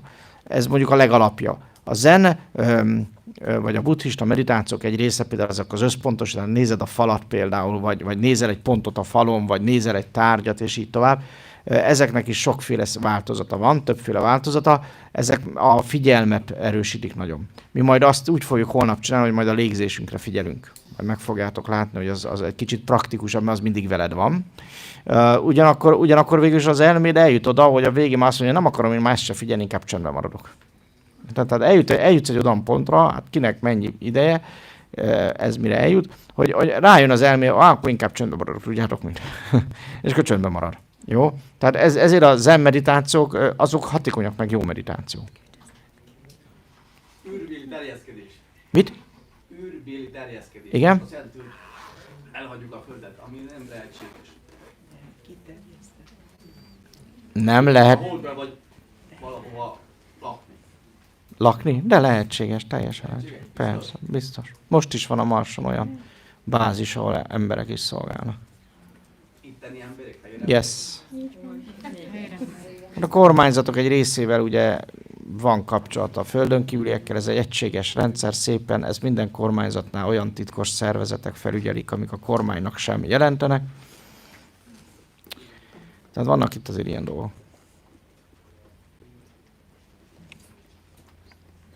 Van még kérdés? De ne ufós kérdést tegyetek, hanem a tudatosság. Azt mondtad, hogy, vagyis hát nem mondja a tudomány, hogy az ember általában 3%-át használja az elmének. Nem 2-3, a 15-öt azért szokott használni. Legyen 15. De ugye nem lehet, hogy most ugye beszéltél a tanításról, meg a zajról, hogy nem lehet, hogy ha esetleg elcsöndesedsz és eléred azt, hogy a csend állapotában egyre többet tudsz lenni, akkor ez emelkedik? Dehogy nem. Sőt, ez történik. Az az extra sense eleve azért... Akkor a 75%-ában foglalva a zajjal. Nem. Nem, jelenleg a 15%-ot, amit használsz belőle, annak 98% a zaj.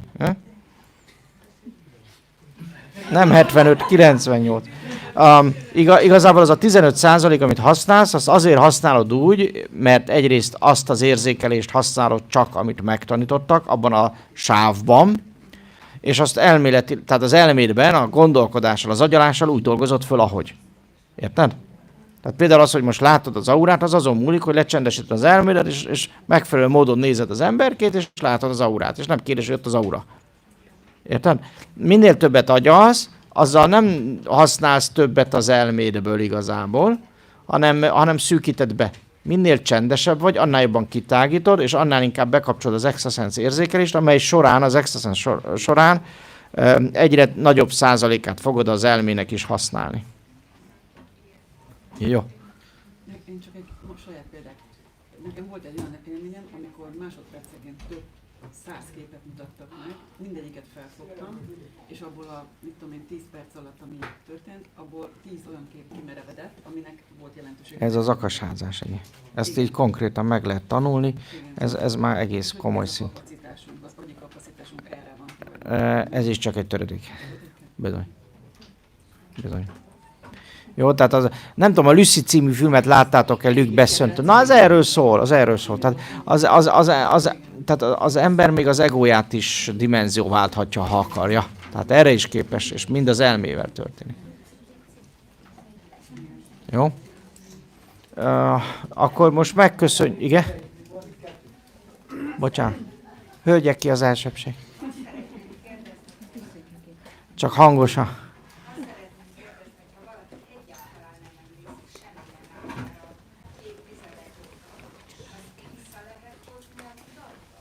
Persze. Transz állapotokban, hipnózisban ezeket mind vissza lehet hozni. Van persze általában valamilyen trauma, vagy valamilyen blokk van mögötte, de ezeket vissza lehet hozni. Lehet esetleg mágia mögötte, de ezeket vissza lehet kapcsolni természetesen. Szívesen. Hogy működtek a sámánok? Hát volt 2 lábuk, 2 karjuk, ettek jókat. Egyszerűen, mint ahogy te működsz, ugyanúgy. Figyelj, ugyanúgy működtek, mint te. Biztos. Te is, ha megtanulod a módszert, ugyanúgy fogod működni.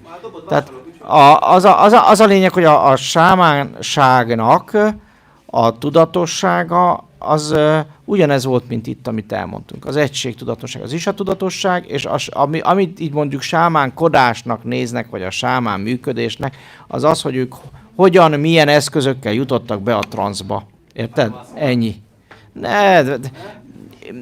Figyelj, minden földrésznek megvan a saját ayahuaszkája. Nekünk például füvek voltak, amiket elpipáltak. Észak-Amerikában elpipálták, Dél-Amerikában ayahuaszkáztak, mit tudom én, Indonéziában kabát ittak, valahol gombákkal, és a többi, és a többi.